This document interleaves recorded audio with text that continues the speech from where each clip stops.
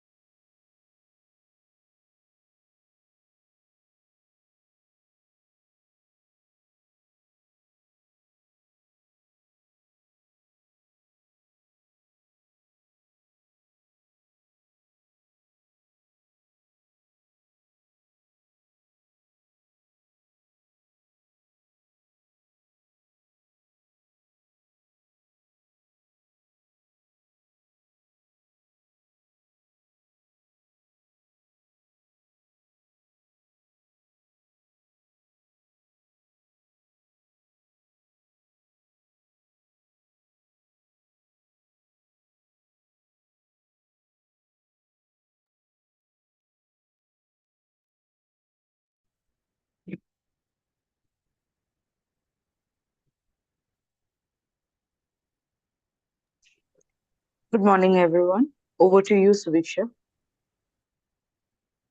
Good morning all. Hello and good morning. Welcome back to day 2 of MCOP 6. It's really lovely to have all of you here again from every corner of the country, logged in, smiling and ready. So, yesterday was such a good mix. We explored global biodiversity goals, asked big questions, and played a few wild games along the way. And today is all about connecting those goals to action, figuring out what we can actually do in our schools, our homes, and our very own neighborhoods. Good morning, good morning. Am I audible to everybody?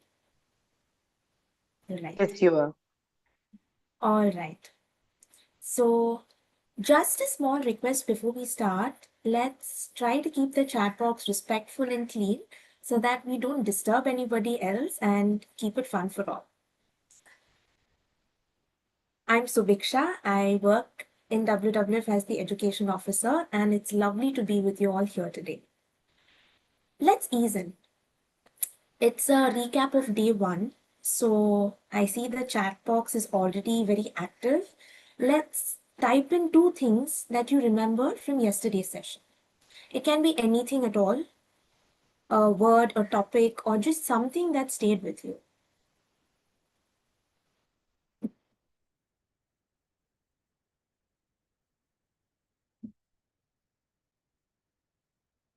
It was engaging and knowledgeable, yes. Biodiversity and negotiations, you're right. GIS. A lot of you are talking about negotiations and consensus building, right? Wow. Yes, biodiversity goals. Lovely, lovely, you guys. It's lovely to see all of you remember everything and yes, sustainability, GBF. That's amazing. Some terms are also coming up. So, lovely answers from you all. And not to worry if you don't remember them all as well. By the end of today, it'll all fall into place a little better. Yes, yes, it's all coming up back again, right? All right. So, let's move on to the agenda. I'm sure you're all excited for today as well. And this is the agenda. We have a very first session of Smart Action Planning by Ms. Sulagna Roy, followed by a practical hands-on session by Ms. Avni. We'll then have a session on the 30-30 targets by Ms. Vishesh Uppal, Senior Director at WWF-India, followed by a practical session on the same. So as you can see, we have two practical sessions lined up today. And during these sessions, some of you will be asked to unmute. But we request you to please unmute quickly, given your answers, and mute again immediately so that the next person can speak up. And as smoothly as this is done, the flow will not be interrupted and it will be kept fun for all. We've kept the day simple, interactive, fun, and full of little energy boosters in between, just to keep the vibe light and curious. So, to begin our day, we have a fun energizer ready for you all. Something visual and something fun. So, it's called Wild Patterns, and you've got to guess the animal from the pattern. We'll show you close up paired pictures of animals, can be spots, stripes, maybe a scale or two, and you've got to guess if these patterns belong to the same or different animals, and if different, which species they can belong to. Some are similar but not quite the same, so trust your gut and drop in your guesses in the chat. We'll move on to the first slide. Yes. Any guesses for this one? Owl. Amazing, you guys. Oh wow, somebody's already gotten a barn owl. And it's a mismatch, you're right. So we move on to the answer. It is a barn owl. And the second one towards your right was a spotted owlet. So the next one is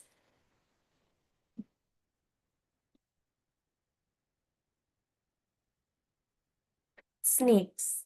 It is a snake. Awesome. You guys have already gotten the answer. Some of you had said python and a results viper. Fantastic. That's the right answer.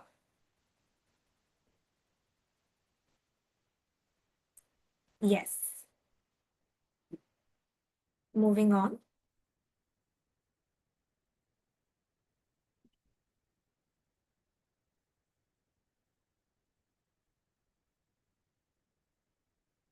Yes, you guys have gotten it. Fantastic. Jaguar and leopard. Fantastic, you guys. Yes, it is a leopard and a jaguar. And this one, elephant. Elephant and a rhino. African and an Indian elephant. Yes, you're absolutely right. This one's very easy for you guys, right? Wow. The next one,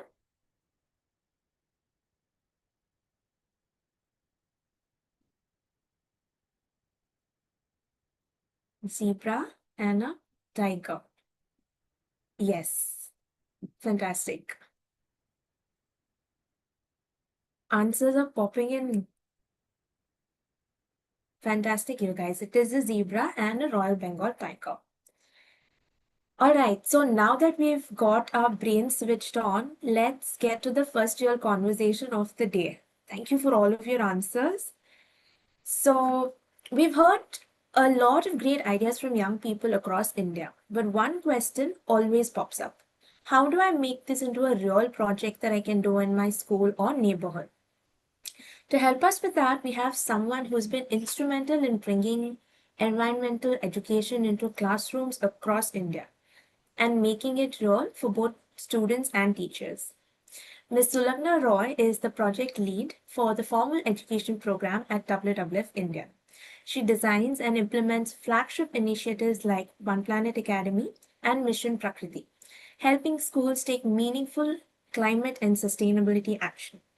With a strong background in education and communication, she works closely with teachers and students to turn awareness into action on the ground. And today, she'll be walking us through smart action planning, simple and clear steps to make your school projects effective and impactful. This will be followed by a practical session by Ms. Avni, Senior Program Officer at WWF India. So, this is just basically how to make sure your ideas just don't stay ideas. And over to you, Sulaknama. Thank you so much, Sudiksha, and good morning, everyone. So I think you guys are all geared up for today because today is actually a very important day. We are going to learn how to make these goals into smart actions and actions into impact. So before we start and go deep dive into the smart action planning and everything, let's start with a small and a very interesting warm up.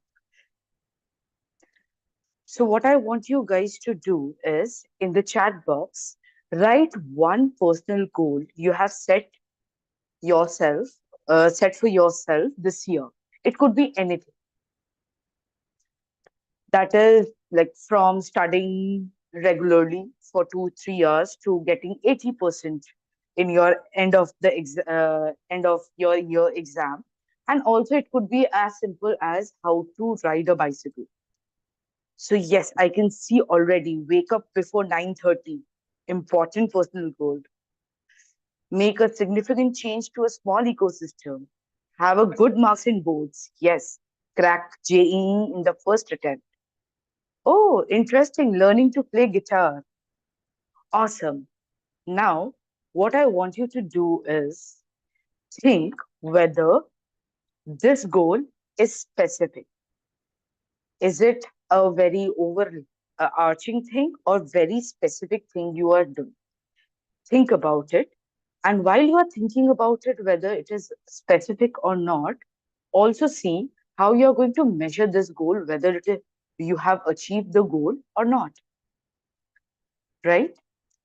And when we measure, we also see whether will you be able to attain it within the time frame which you have kept for yourself, and whether it is realistic, relevant for your age group, or you can say for your like this year's target, and whether it is time bound. So think about these 5 parameters when you are writing this personal goal. And what I want you to do is give yourself a score out of 5. If you have achieved all the 5 parameters, then you say 5 on 5. And if you have, say, as 4 or 3 parameters, you say, okay, 3 out of 5. And then, oh, already have 1 5 on 5, we have 1 on 5. Amazing. And then there is 4.2568 also. That is very interesting number. So as amazing, amazing. So we have a lot of 4s and 5s and 3s. So what we will do is we will go and like deep dive into it, and we will look at what does smart action planning means. So when I talk about specific, so it is basically it has to be a specific action that what I'm going to do and why it is important for me. So I saw one of the things was cracking JEE and the first attempt. So this is something I am going to do, that I am going to crack JEE on the first attempt. Why it is important to me? Because it is important for my next steps, or you can say career uh, planning. Then we have the measurable part of it. How do I measure my success? And how will I know that I have achieved my goal? That needs to be clear. How do I know that whether my goal or my action is attainable? So, is it realistic? So, say as example, I want to buy a car and I want to buy a car tomorrow. There is a possibility that the car is not available in the showroom. So, that is not attainable for me. So, think about the possibility of it, and do I need support in achieving these goals, or is it too audacious? Then we have the relevant part of it, where we look at that how will achieving this goal and action, or doing this action, will help me. Does this goal fits my value systems and all? And last but not the least, time bound. By when do I want to achieve this goal or complete this action for me? So, when we talk about smart goals, it is basically like your Google map nowadays we use.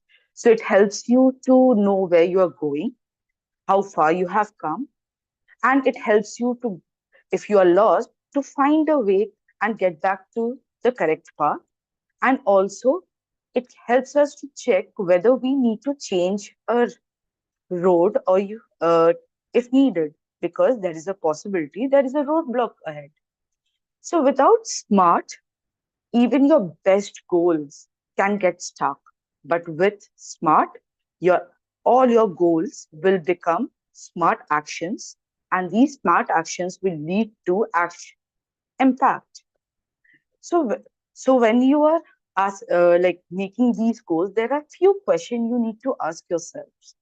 One is, do we have what we need to make this happen? Are we solving the right problem? Can we do this in time? And does it matter to my school, my community, my family as we go?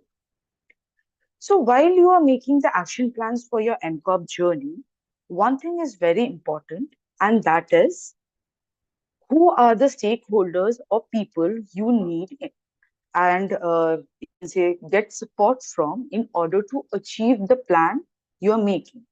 So think about your teachers, your principals, your classmates, the community members, local authorities, the NGOs, local NGOs working with you, the influencers, and the social local heroes who can support you and bring together this action in a better way. So now what we are going to do is we are going to do a practice. Okay. So what I will give you is a problem statement. Uh, so in that problem statement, after we have gone through that problem statement, what we will do is I will show you few goals. Okay. So when you go through that goal, I want you guys to use the chat box and write the smart version of that goal or action. Ready? So the problem statement is the rapid urbanization is causing a global decline in the green and the blue spaces.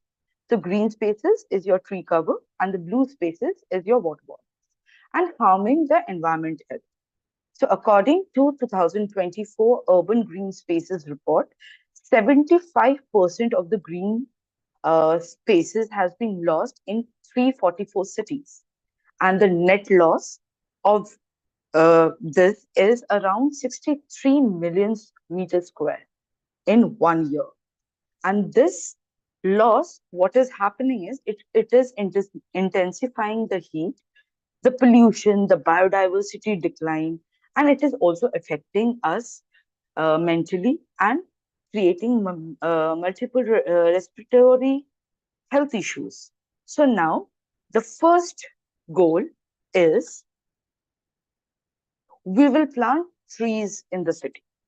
So, what I want you guys to do is use the chat box and make this action a smart action. Let's see who gets it first.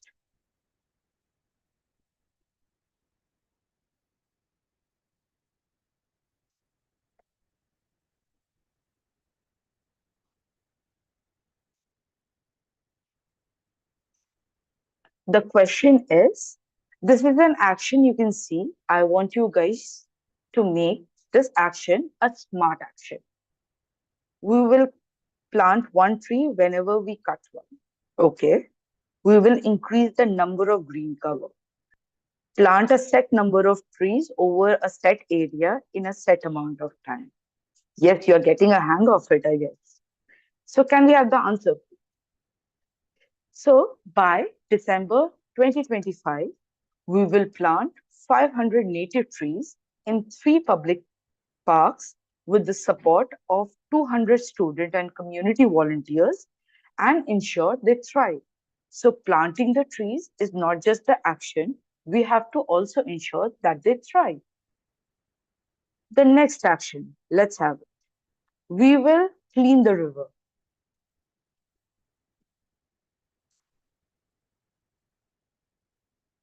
So, we have moved on to the next action. The next action is we will clean the river.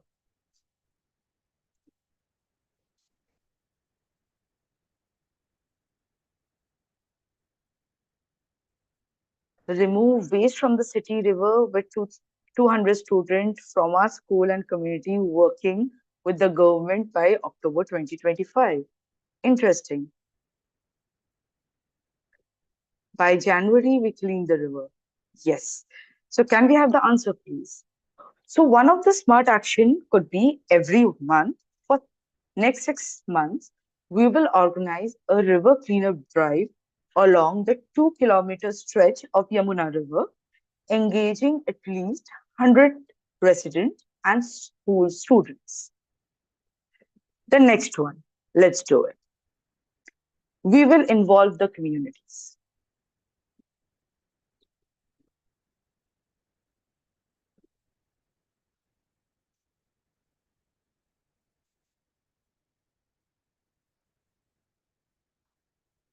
We will involve the communities by dramas, and we will use social media, increase national unity. We aware the community by Nukkanata. Yes. Can we have the answer, please? So by March 2026, we will conduct 4 community workshops to raise the awareness about the importance of local wetlands, targeting 300 residents from the nearby housing societies. The last, we will save green spaces.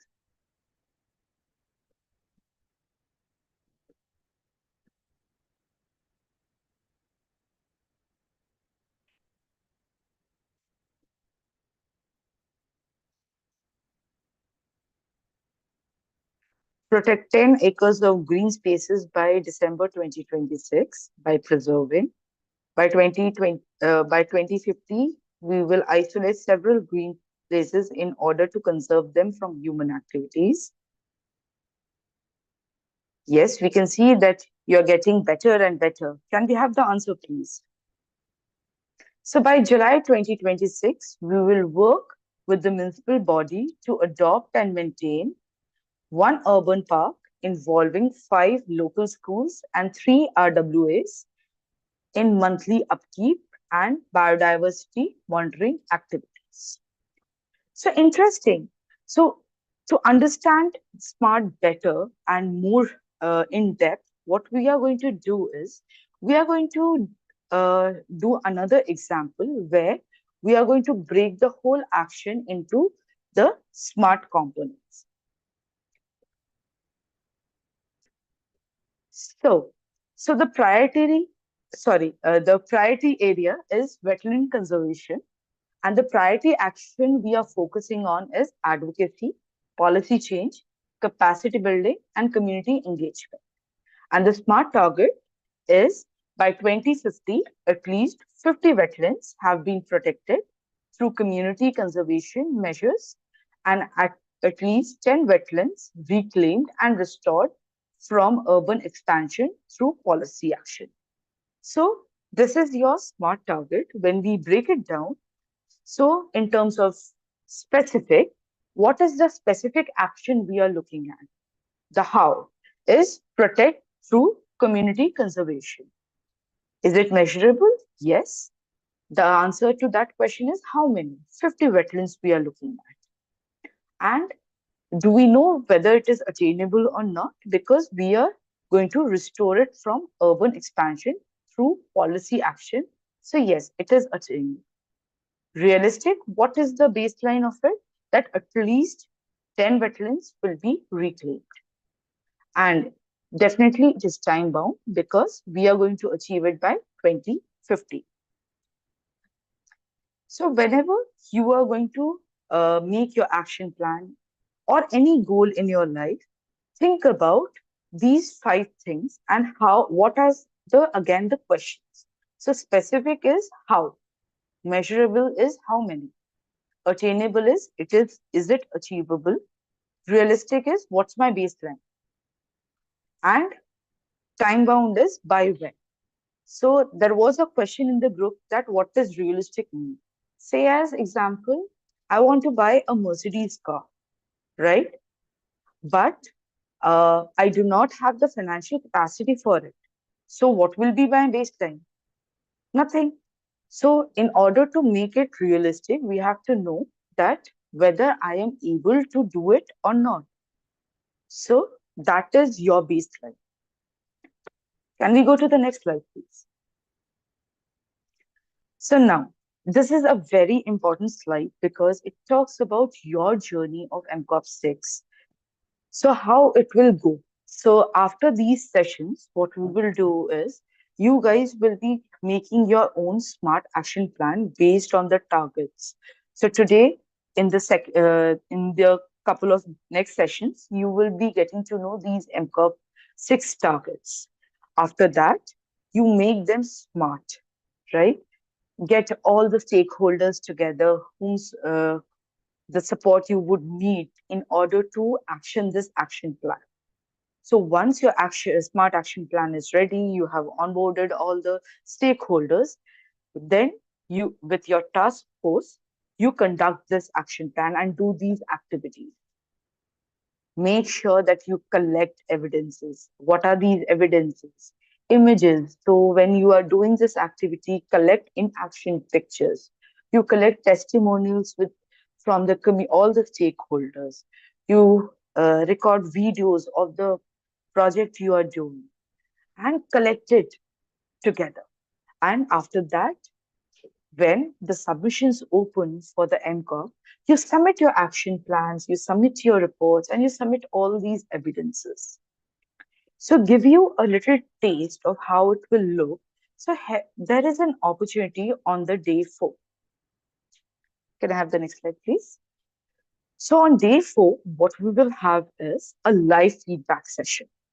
So, what you need to do is you need to develop the action plan based on your learnings and the targets. Create a very clear, impactful action plan, okay, and a smart one.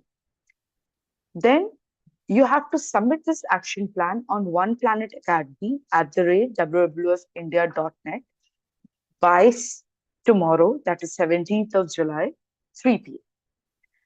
And our reviewers will select off 5 teams who will be presenting live on July 18th. So, this is something we are going to do. But before that, there might be a lot of questions. What needs to be there in the action plan? What is the template? How I am going to make the action plan? So for that, I'm going to invite now Avni and Neha to take you through a workshop where you will actually do a mini and a micro live session. Over to you, Avni, and thank you so much for being so excited. Thank you so much, Salagna. So now we get to the practical session for action planning, which I will be conducting along with Neha Raghav, who's the director of the Environment Education Division. So before we get to the practical session, I'll tell you what the flow is going to look like for this session. I'm going to show you one target that we have, which is a sample target. And you are going to develop your action plan among your school students. So all the school students will gather together, will discuss, will give you 15 minutes of time, and you will make action plans as you learnt during Sulagna session. And after you've made the session, we're going to show you a checklist. And on this checklist, you will grade yourself out of 10. You will give yourself a score. It could be 7, 8, 10 on 10, however you think best fits your target, your action plan. So can we move to the target, please? So this is your sample target. It says restore a local degraded ecosystem by engaging all the stakeholders. We've learned about what all stakeholders we can have during Salagna session. And here I've given some examples of the ecosystems that you may have around you. So think of one ecosystem that you may have in your surrounding. It could be an urban forest, a wetland, river, marine, or coastal ecosystem. And think of what threats it's facing and think of how you can restore it. This is your sample target. We request you to kindly make a note of it. We'll also put it on the chat box. And now we come to the action planning template. So this is what your action planning template is going to look like. We'll show you the target again. We request you to kindly note this down as well. This will be made in the form of a table where where you can write up to 4 actions that you're going to take to reach this particular target. 1, 2, 3, 4, you need to mention what exactly action 1 is going to be, 2 is going to be, 3, and 4. And then stick to one action and explain how you're going to do it, who is going to be involved, when is it going to happen, and how will the progress be measured. Yes, we will show you the target once again. We request you to kindly make a note of this particular table. We'll also send you this on the WhatsApp group and on the chat. You need to plan any 4 actions. You need to make any 4 actions and you need to explain any one of them.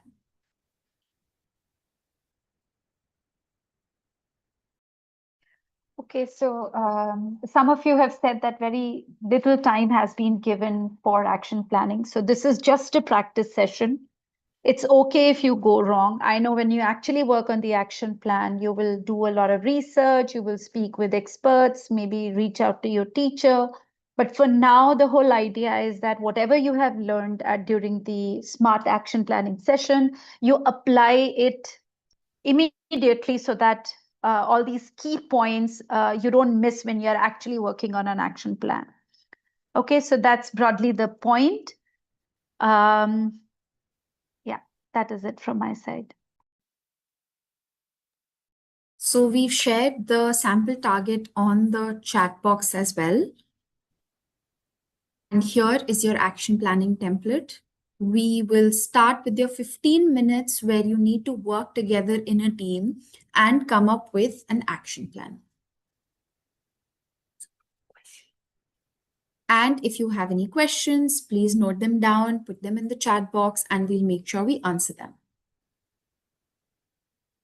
You need to write it down on your piece of paper, and then we will have a checklist that we'll present and we'll share with you, and you need to grade yourself. So you only need to give us your final score on how you think you've performed. So we begin with your 15 minutes now. Can we please go back to the previous slide where we show the action planning template? Yes. So you have it here, you have the sample target in the chat box. We'll also share these things on the WhatsApp group. We'll reconvene exactly in 15 minutes. It's 10:34 right now. We will meet at 10:49.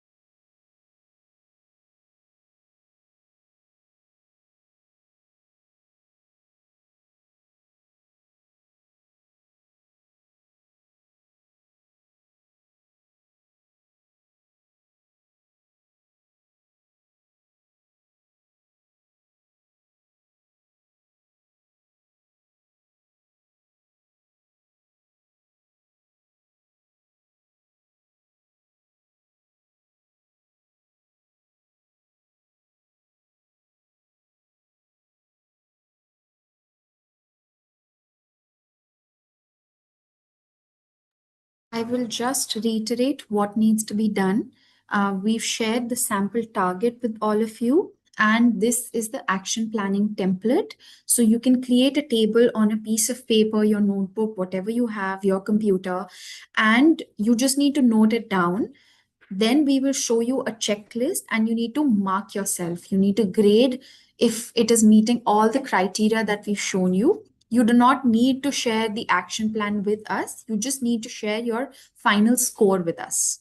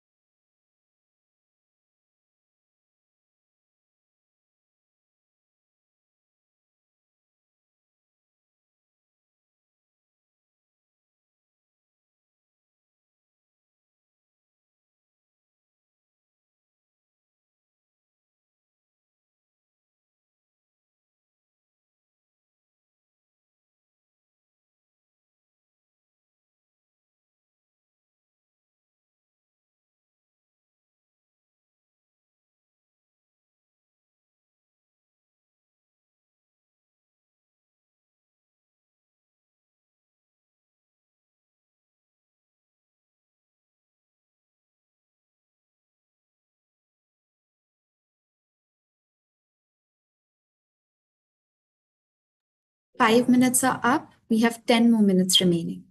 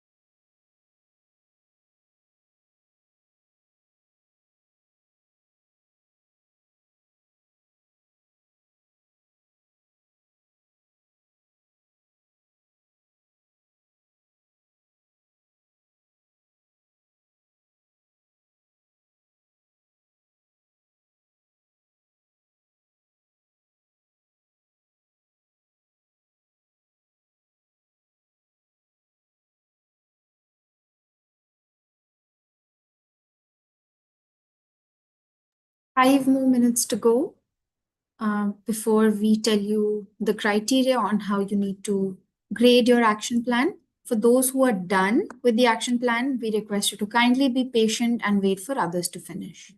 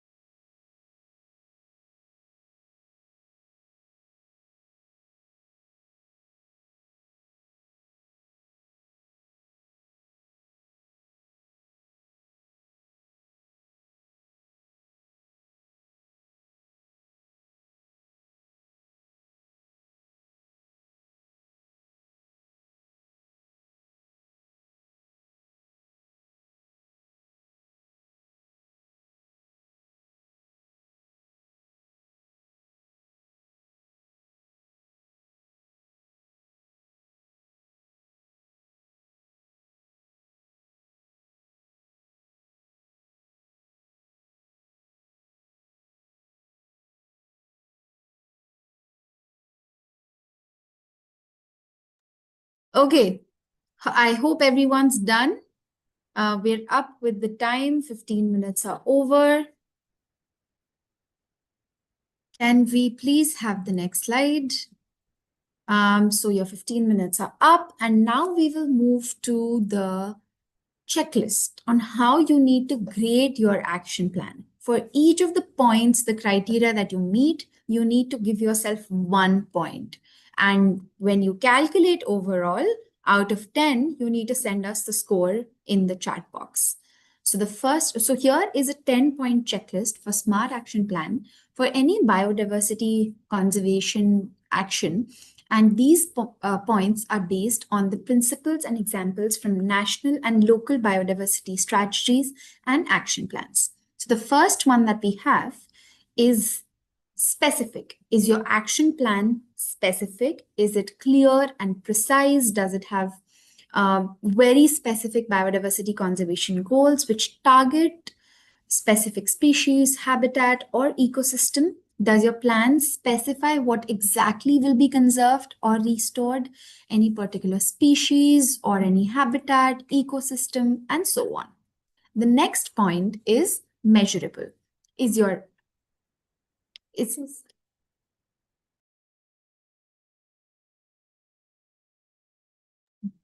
Okay, so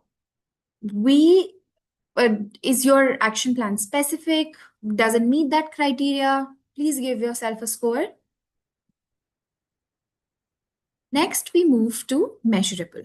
Does it include quantifiable targets or indicators, such as population size recovery, increase in percentage of habitat area, or the number of species removed? Does it track progress effectively? If so, give yourself another point. Third point, which is your action plan achievable? Does it set realistic targets considering the current state of biodiversity, available technology, resources, institutional capacity, and finances as well to ensure that goals can be met within the time frame? If so, give yourself another point. Next, we move to the R of smart action, which is relevant. Does your action plan align objectives with broader environmental, social, and economic priorities, such as regional development plans or community needs, ensuring biodiversity conservation contributes to sustainable livelihoods and human well-being as well? If so, give yourself another point because you must have received 4. If not, don't worry, we'll have ample time to work on more. To amplify and modify your action plan. Now we move to the 5th point, which is time bound. Does your action plan establish deadlines for milestones and ultimate goals? For example, setting targets to be achieved by 2025 or 2030. Does it maintain urgency and enable any monitoring? If so, give yourself another point because it is time bound as well. Next, we move to the 6th point, which is threat identification. Does your action plan clearly identify direct pressures on biodiversity, such as habitat loss, invasive species, pollution, climate change impacts, etc., to address these effectively within the action plan? If so, then you receive another point. Next, we move to the 7th point, which is strategic actions with milestones. Does your action plan define specific actions, including policy reforms, habitat restoration, species protection, community engagement, and resource mobilization with scheduled milestones to monitor implementation? Next, if this is true, then you get another point. Then we come to the next one, which is stakeholder engagement. Does it incorporate roles and responsibilities for government agents, for different stakeholders like government agencies, local communities, NGOs, etc., facilitating any cooperation and shared ownership of the conservation efforts? If so, then you get another point. Now we come to the 9th point, which is resource mobilization. Does your plan include a plan for financing biodiversity actions through government budgets, external assistance, innovative financial mechanisms to ensure sustainable funding? This is extremely important. You need to understand and focus on the finances and the budget aspects of your action plan. If this is true, then you get another point. And now we come to the 10th point, which is monitoring and evaluation framework. Does your action plan establish mechanisms to systematically monitor outcomes, evaluate progress, and adapt actions as necessary based on sound scientific data and participatory approaches? If so, you get another point. Can we now see some points? What is the total score that you have? Can we see some responses in the chat box? I see 4, 9, 7, 6, 8, 9. That's great. 8. Great. I'm so happy to see that so many of you have understood and met all these almost so many points. We see a lot of 4s. Send you this document on the WhatsApp group as well, where you can go through this checklist and make sure that your action plan achieves all these points. We see 7, 9.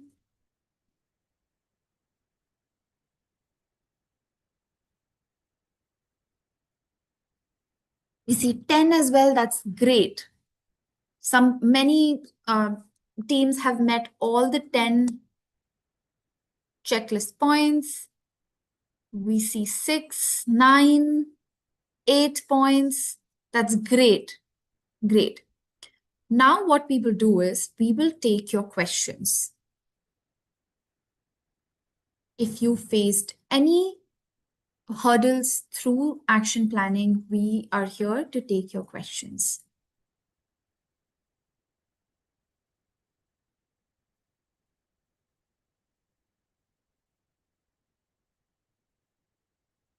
I see somebody in the chat box who says, explain the 6th point again. So as you know that the 6th point was threat identification. As you know that biodiversity is facing a lot of threats. They could be habitat loss, invasive species, pollution, climate change, and so on. So does your action plan specify, does your action plan specify exactly what threat your ecosystem is facing or not? That is what we meant by the 6th point. Please put in your questions in the Q&A section and we will answer them.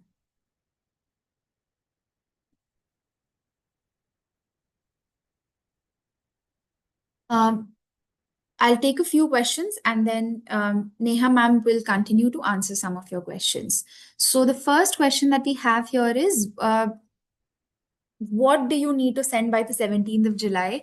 So through the sessions, the sessions that are coming up now, you will get to know about the 10 targets that we have for MCOP 6, and you need to select one of those targets, and you need to create an action plan just like we did for this sample target. So that action plan needs to be shared by the 17th of July. For 5 of the teams that send the action plans and our experts review them, only 5 will be getting a live feedback on the last day of MCOP 6. And the rest of the teams can continue to work on the action plans. And the final date of the action plan is 1 week from Friday. That is the next Friday, you will have to submit your action plan. The final date is the 28th, which is Monday, 28th of July, is when you need to finally submit your completed action plan. The action plan topics, that is the targets, will be provided by us, and you need to develop the action plan for the same.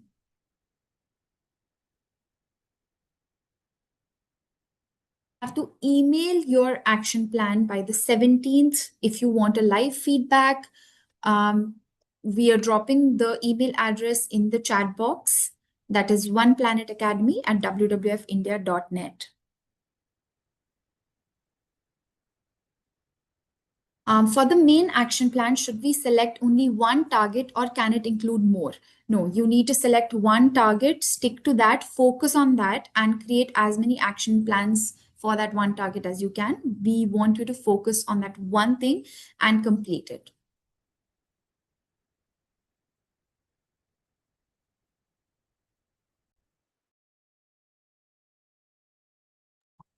Okay, so there is a question I can read in the chat, and that seems to be an important one, so I'm picking that up. Kushal has asked if we can explain resource mobilization and monitoring and evaluation. So resource mobilization, as you know, that to carry out any activity, you need people to do that activity. You might even need to put together some funds or some resources. Resources may not necessarily be funds. It can be in form of the right people, the experts, the local authorities that you may have to reach out to. So your resources includes everything that you need to complete the project and achieve the outcomes of the project. So that's resource mobilization. And monitoring and evaluation. You cannot just do the project. You have to continue to monitor it at each step.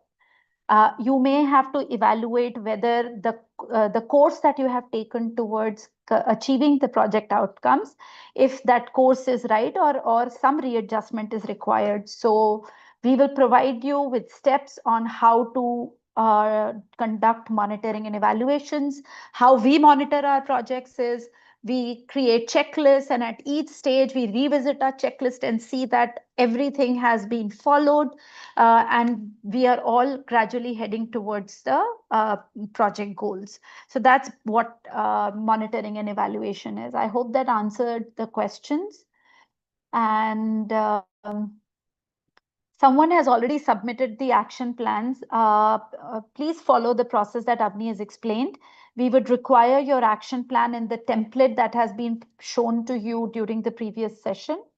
And please follow that template and send your action plans for review on the email ID that Avni just mentioned. And we will pick 5 action plans, any 5, not necessarily. We are not picking up the project based on the best ones or not so good ones, but the first 5 projects will be picked up and it will be reviewed live. So you do not have to worry about that. Just send us the action plans and we will be reviewing them live and providing you the feedback. Okay. The 7th point. What was the 7th point, Avni?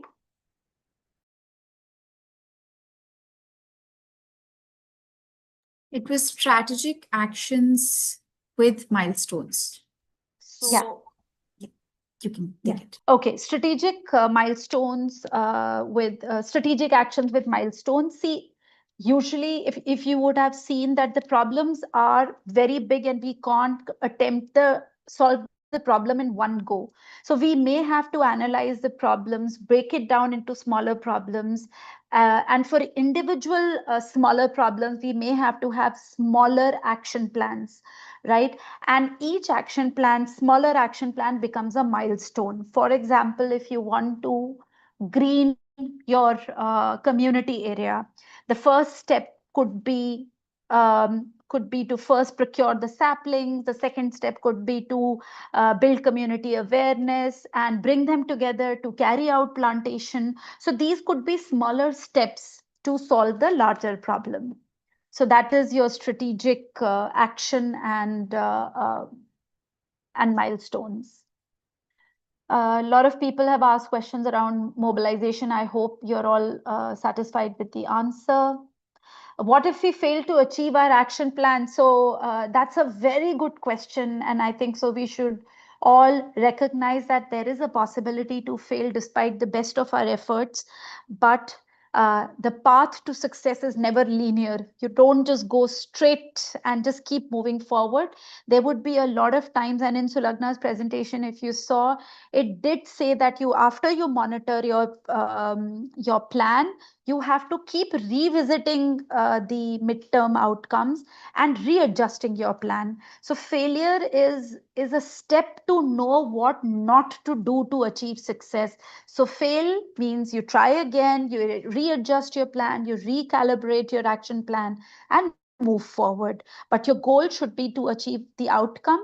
And sometimes even the goals can be too ambitious, right? We did not plan because we have to finish this project by December 2025, but we did not think realistically and we became too ambitious.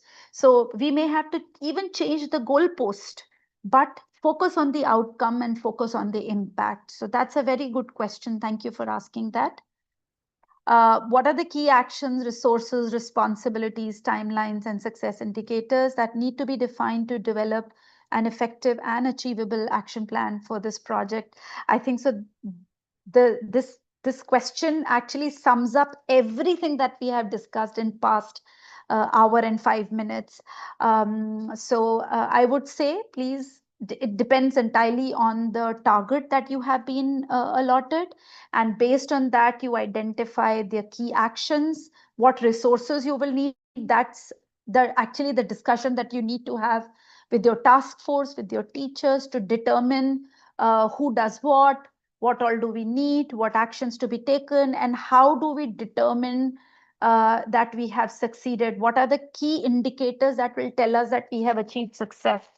For example, if you're planting, if you've decided to green a particular area around your school and you decide to plant 100 saplings, you have to see that those saplings have survived. You have to make sure that the community comes together for that plantation activity. So these are some of the success indicators. You may say that 500 people or 50 people came for this plantation and every individual planted 2 saplings. So these are some of the indicators through which you can tell that you achieved success through your project. Key milestones is again will depend on the action that you're taking. The smaller actions that you break your larger goal into will determine the milestone. So when I say milestone, you mean if you have to reach your school, the first milestone is that you get ready in time and you reach the bus stop. That's the first milestone achieved. The second milestone is the bus comes and you board the bus. Second milestone achieved. Third milestone is you reach the school gate, and then you again, as directed by your teacher, you reach your classroom. So if your goal is to reach the classroom by a set time, these are the smaller milestones. I've given you a very simple example to help you understand what milestone means. In target 5, do we make solution using nature? I would suggest do not talk about targets right now. We have an expert who will be talking to all of you, decoding each target for you all, and you will help it will help you understand what is a possible solution, what is it that you can do, and each target will be decoded for all of you. Who are the judges and who will rate our solutions? You, first of all, I would say that you have to be your own judge in the first place. See that your action plans are evaluated by your teachers, maybe your school principal or the subject matter expert, and see if your solutions are scientific, realistic, and fits on the SMART parameter and the 10-point parameter that Avni has shared. And after that, what is going to be evaluated is the actions that you have taken, right?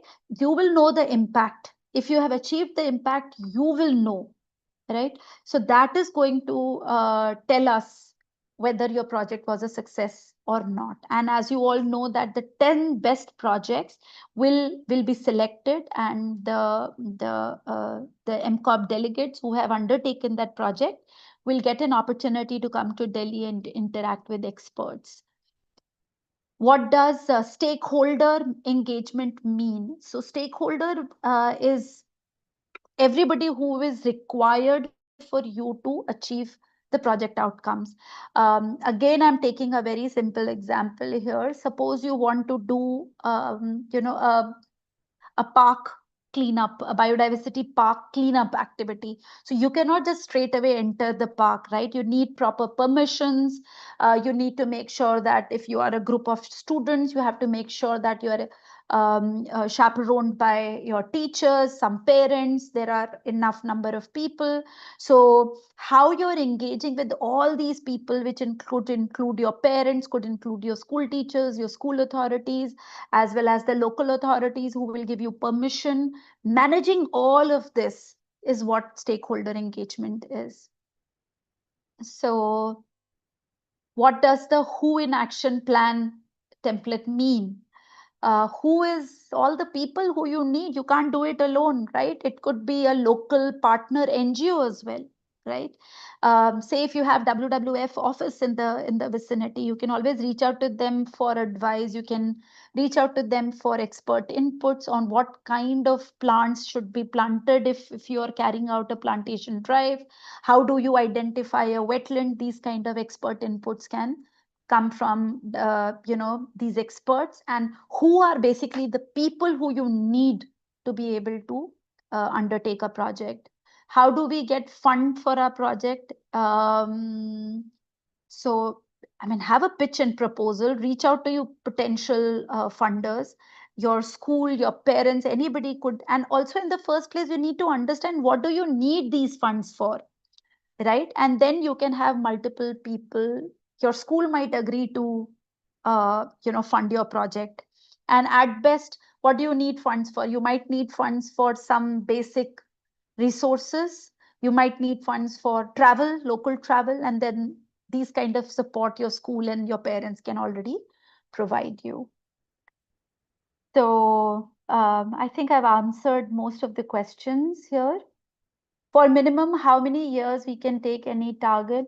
You have time till December 2025, by when you have to complete, show some impact. Your project could still be long term and you may continue to work on that project even after MCOP is over this year.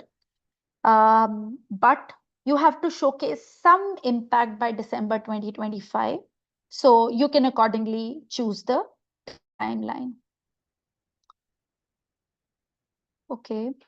I think a lot of questions have been answered. Okay, so over to Avni now. Thanks.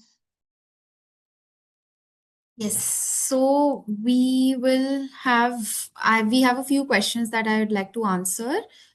So just to explain what the action plan submission will look like is, in the next few sessions that we have today, in the next two sessions that we have today by Vishesh ma'am, she will be explaining all the targets to you, all the 10 targets that we have for MCOP 6. You need to pick one target out of these 10 targets and you need to create action plans. These action plans, we will be providing you with a template as well. We will be providing you with a template on the 18th exactly. It will be a Word document or a PPT, and you will need to input your action plan there and submit it to us. We will explain the entire process on the 18th, that is the Friday. That is the last day of MCOP 6. And for those who want to work on it by tomorrow, so please submit your action plan with us by tomorrow 3 p.m. on the email address that is provided in the chat box. And what we will do is on Friday, that is the 18th, we will spare some time and we will give you live feedback on your action plan, so that you're able to understand what went right, what went wrong, if there are any improvements that are required. So that is the entire process. Your deadline for submitting the action plan is the 28th of July. But if you would like, you can submit it by tomorrow 3 p.m. after we explain the targets today, and you will get a live feedback on your action plan on the 18th, that is Friday. It is not mandatory to submit the action plan by tomorrow, and you will only choose one target of the 10 targets that we give you.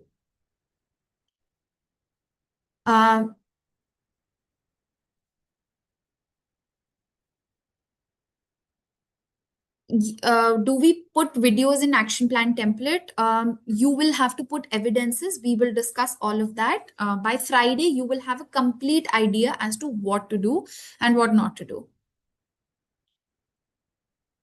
We will explain all the targets in the upcoming session today.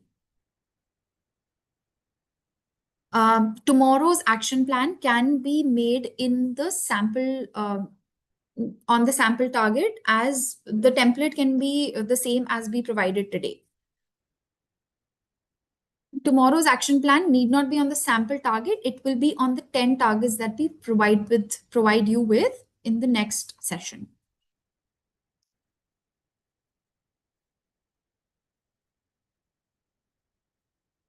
You need to make and submit the action plan as a school team, not individually. We need only one action plan from each school.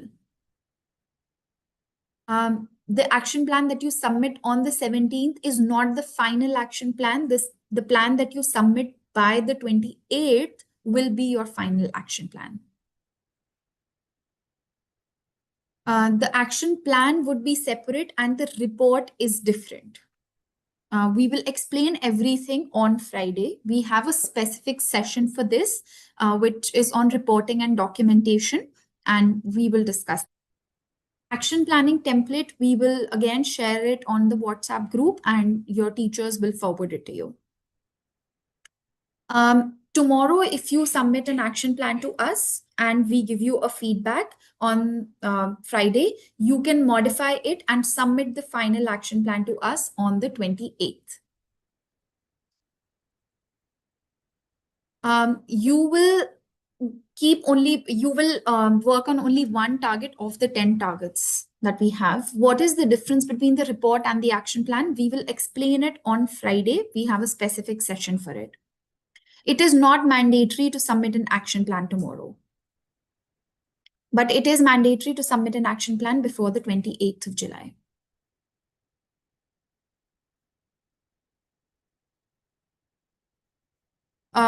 If you're submitting tomorrow, you can submit it to us in a PPT format or a Word file or a PDF format.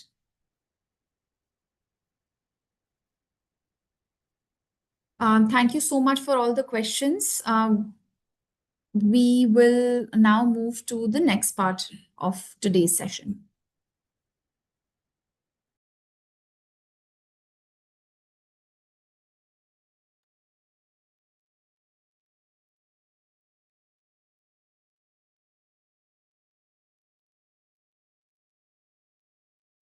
All right. So thank you, Sulagna ma'am, Avni ma'am, and Neha ma'am.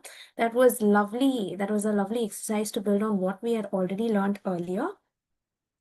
I know everyone's now got quite a few ideas bubbling in their heads and visuals of degraded ecosystems around them, their actions, who to involve, what they should be doing, and how to make it smart. So, keeping that in mind, we will now move for a very short break. It'll be a 5-minute break, and we will reassemble here exactly at 11:20. So, request you all to be on time and to join at 11:20 sharp. And meanwhile, you can scan the QR code in our break slide and check out our online OPA resources. So, see you soon.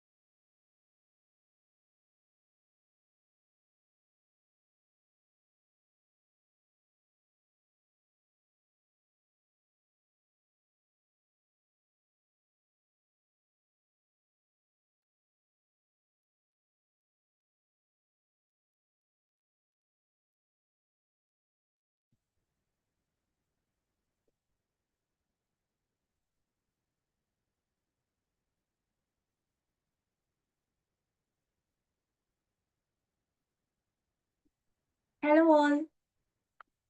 I hope all of you are here. So I'm sure all of us have come back supercharged after that short little break. And I hope you're all excited for what's next. So we now have a very short energizer for you all, just to get you on your feet back again. Can we have the slide, please?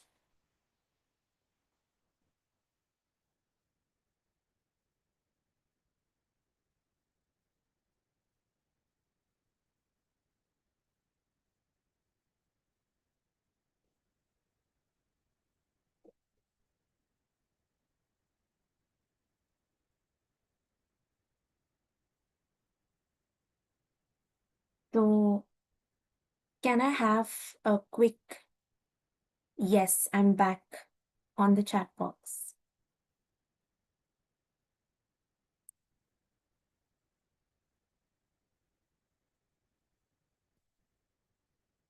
Yep. All right, very excited. I'm back.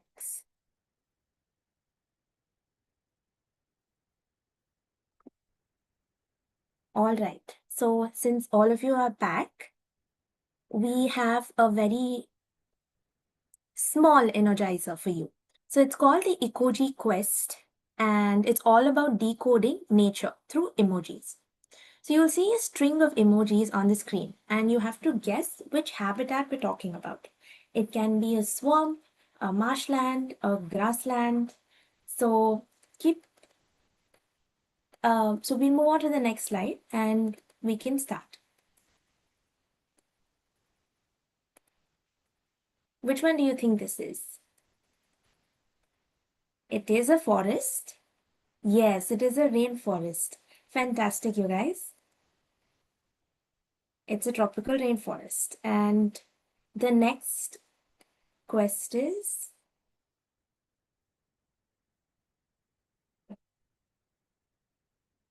coastal mangroves. We've got the right answer. It is the mangrove ecosystem. You can see the salt, the water, the mangrove trees. Moving on, we can, yes. All right. So next slide.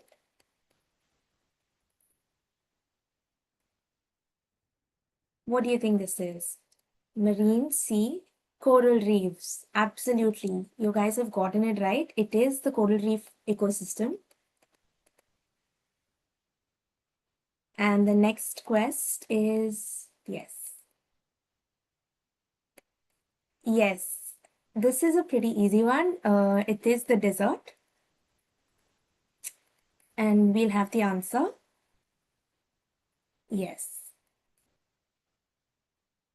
And the next and the very last one is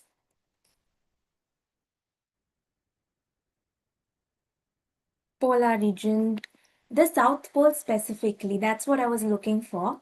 Because in North Pole, I would have put in a polar bear here. So, you guys, this is fantastic. You all clearly speak fluent emoji, and that was awesome.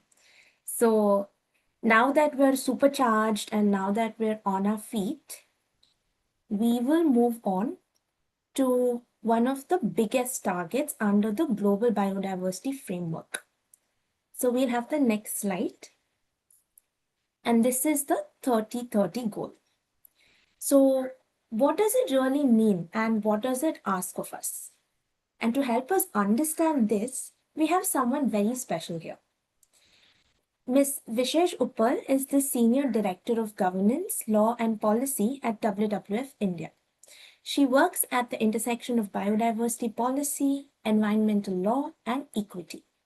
With over 2 decades of experience, she has represented WWF India at major global negotiations, including the UN Biodiversity Conferences, and she leads national dialogues on biodiversity strategy and inclusion.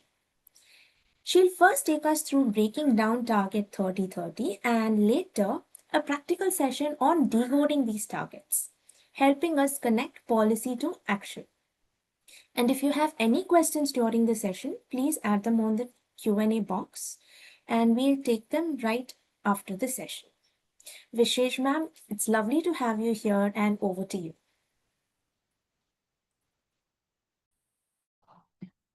Thanks, Subhishwa, but welcome everyone and good afternoon. I think it's really great that so many of you have joined. I need to share a PowerPoint, so can I please? Yes, thanks. So, oh, where is that gone? Yes. Please let me know if you all can see my PowerPoint. Yes, ma'am. Yes? We can. Okay, thanks. So basically, what I'm today going to talk about is what has been mentioned, one of the biggest targets, but I think I will also just give a very brief background on what is this target and where has this come from, right? Suddenly we talk about a target, but if we don't give enough background, then, and for all of you to understand the context of from where are we coming from, what is this MCOP supposed to do, and how will the MCOP actually help in achieving reversing loss of biodiversity or reversing nature loss, right? So I don't know if all of you have heard of this term KMGBF. If anyone has, can you put it on the chat? What does it mean? Anyone? Can I see everyone's chat?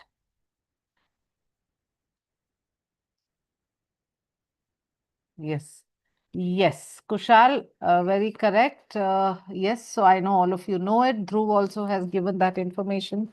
Very good. So yes, so KMGBF is Kunming Montreal Global Biodiversity Framework. And it's very strange that we have Kunming also and we have Montreal also, right? So there are two different countries, but we have names of towns, of cities of two different countries. I will come to that. So basically, what is KMGBF? It is a 10-year global biodiversity conservation strategy, right? So as I'm sure you all have been briefed on what is CBD, so you all know that. So you know that we have COPs, or we have the convention of parties where everyone comes together and discusses and deliberates and takes decisions once in 2 years. So the COVID year 2020 is when the COP was supposed to be held in Kunming, China. But because of COVID and other situations, the COP was then held in 2022 in Montreal, because China was a country where, COVID situation was still not in control. And also a lot of parties did not want to go to China because apparently you all know that COVID kind of started from there. So it was shifted to Canada, Montreal, which is the host for the convention, which is a country which has said that the secretariat of the CBD can be is in Montreal, in that country. So that's why then the COP shifted to Montreal. But because it was supposed to be held in Kunming, China was the presidency, but it was held in Montreal. Hence, we have the Global Biodiversity Framework, which is called the Kunming Montreal Global Biodiversity Framework. Sorry, yeah. So what is it? It is basically it's a global deal. 190 plus countries came together, agreed on 4 goals and 23 global targets. So it's a 10-year strategy, and every government or every party to the convention actually committed to significantly scale up conservation action, right? Yeah, so that is one thing. This is the target 30, what was being mentioned, which was said that 30% of the earth should be conserved by 2030. Okay, so I will talk about this target in detail later, but basically 30 by 30 was the catch line or the tag for this KMGBF, because it basically says that all of us must take steps, however small or big, to conserve 30% of the earth by 2030. So this biodiversity plan has a vision which is till 2050 and has a mission which is till 2030. which basically says halt and reverse biodiversity loss to put nature on a path to recovery. So remember this. We have to, why do we have to halt biodiversity loss? Because we have to put nature on the path of to recovery for benefit of people and planet. Okay, so it is going to benefit us, it is going to benefit the earth, the planet. So that's what the whole mission is about. So if you see that this global biodiversity framework talks of conserving our biodiversity, talks of avoiding certain threats, unsustainable use, reducing alien species, reducing pollution. It talks about safeguarding, how do you sustainably use resources? How do you ensure soil health? How do you increase your green and blue spaces? How do you ensure communities benefit from conservation of biodiversity? And it tells all parties to act. Act means that how will you do that? Unless you have enough money, unless you have enough resources, unless businesses become responsible, unless, we actually build capacities, garner resources, and all of us act, from women to tribal communities to citizens to students to youths, everyone needs to act. So that is what this Kunming Montreal Biodiversity Framework talks about. Now, if you look at it, I will go through these targets very quickly for you. So there are 23 targets, right? And these 23 targets, from these targets, we have aligned the MCOP targets so that you know that you all are contributing to a certain target, which actually, when all put together, even your small steps put together, will actually make a big difference, to ensure that we are taking steps to reverse nature loss. Yes, that's the whole purpose. It is also linked to the SDGs. All of you know what SDGs are. So the whole thing is that this framework was also developed and the targets were created in a manner that actually also contributes to the SDGs. So that's something important and you all should keep it in mind. Just to touch upon few key words, okay. So basically, what does it say? It says connectivity, integrity, resilience of all ecosystems. You just did a short, kind of a quiz earlier, which actually, showed you what are the different ecosystems. So that's what it also talks about. How do you avoid extinction of species? And then it also says that we need to ensure that we maintain genetic diversity. So the goal A talks about places, habitats, ecosystems. So that's your place. Species, yeah, which is flora and fauna. And within all of that, it also talks of genetic diversity, right? So genetic diversity is not just of wild species, but also of domesticated species, right? So that's something you need to remember.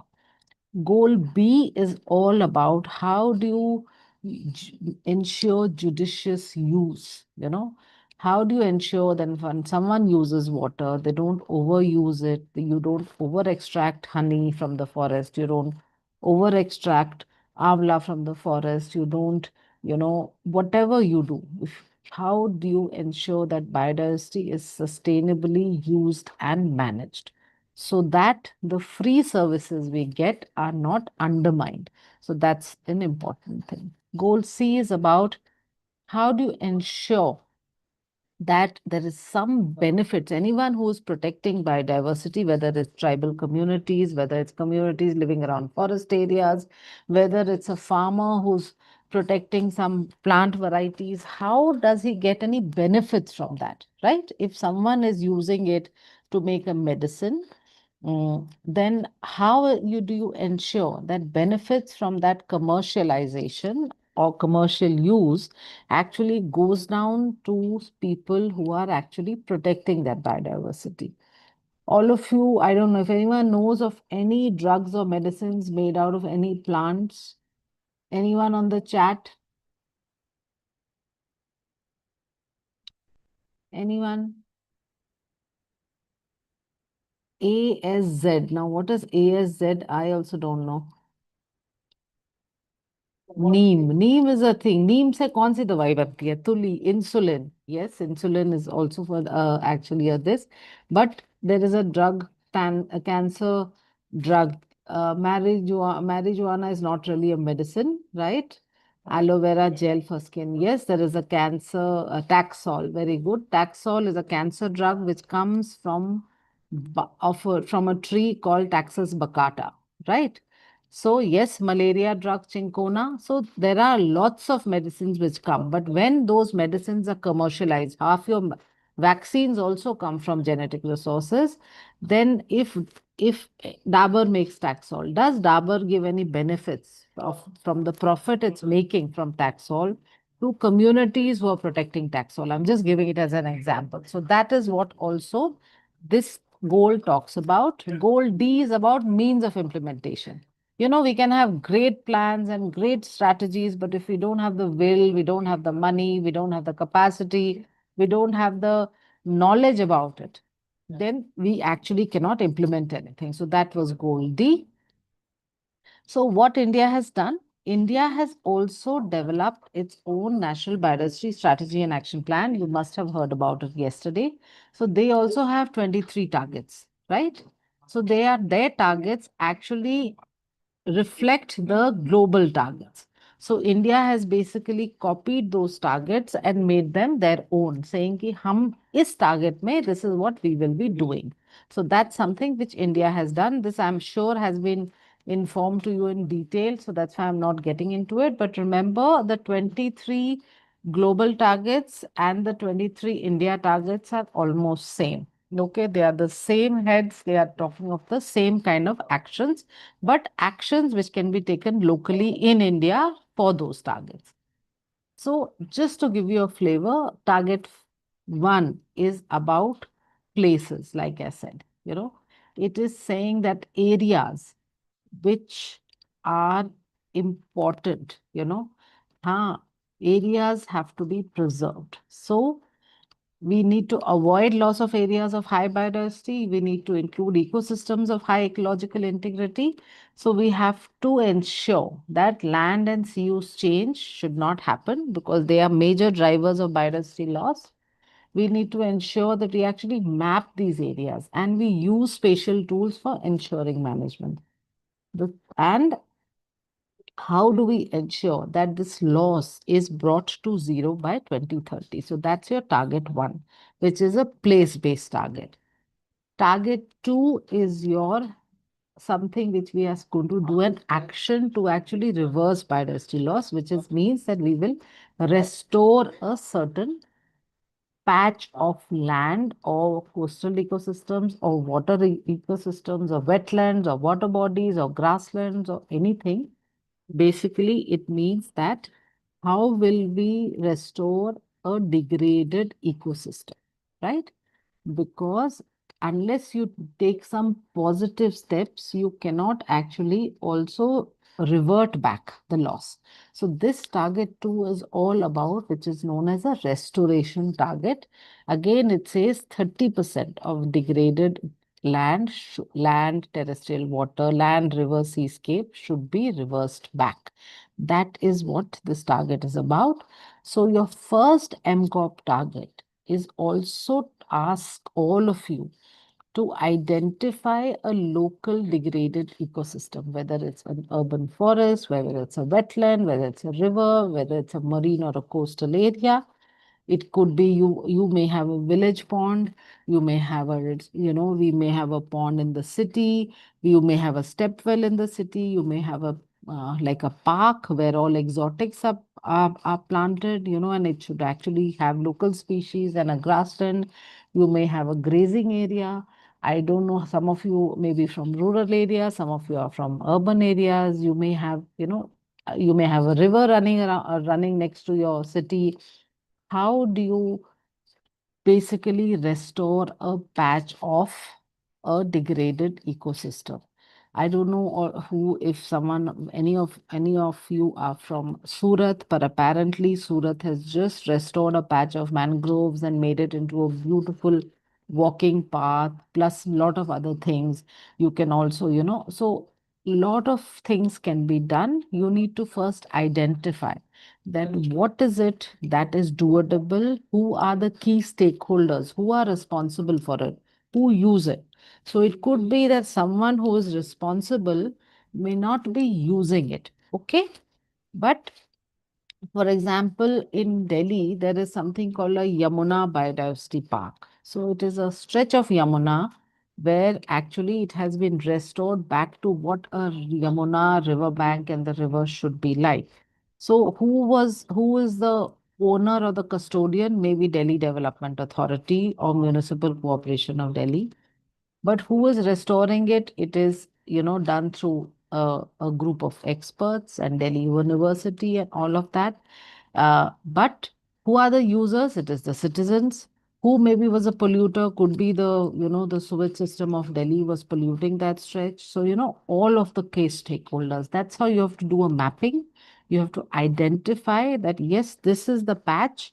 Now, who uses the patch? Who owns the patch? Who is responsible for a patch? Who is using it wisely, who's actually degrading it further, and then engage all of that and then develop a plan and a strategy that how do you ensure that you actually restore that area, right? That's your target one. So just keep that in mind. I'm giving you this because I'm linking it up to the national biodiversity targets as well as the KMGBF targets to understand that what is the action you all have to take. This is the granddaddy of all targets, which is called Target 3, right? Which basically says 30% of terrestrial inland water, coastal marine areas should be conserved by 2030. You know, but it's a very big sweeping statement. It has lots of terminologies: equitably governed, effectively conserved, traditional territories, sustainable use. But what does all of that mean? So, this is one target I'm going to demystify for you all in detail. So, basically, it says that how do you conserve a space through these three approaches? One is that you create protected areas, which are formal government recognized areas where the government says this have to be conserved for wildlife or for forest or for a particular species or for water body or something. So India has something called the Wildlife Protection Act, under which it declares 4 types of protected areas. So it can be one of that. All of you have heard about Ranthambore National Park. All of you have heard of Corbett. Some of you have heard of Borivali. Some of you have heard of even Delhi has a protected area called Asola Bhatti Sanctuary. So these are called the formal, or these are called the protected areas. Then the second category is other effective area-based conservation measures, means something which you are doing. If you are conserving something which leads to a positive or a sustained long-term outcome for in situ conservation. And everyone knows what is in situ? Anyone in the chat?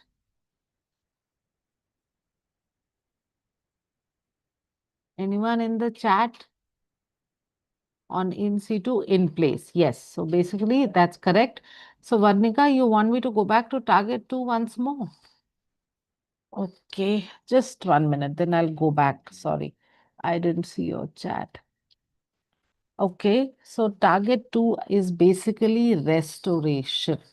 Okay, restoration means you either protect the place that it regenerates naturally, or you do some active seeding, or you maybe do some plantation, or you clean up or something, you remove pollution, right? You remove like plastics, you remove like for a wetland, you restore a wetland, you ensure that the water body is neat and clean and everything.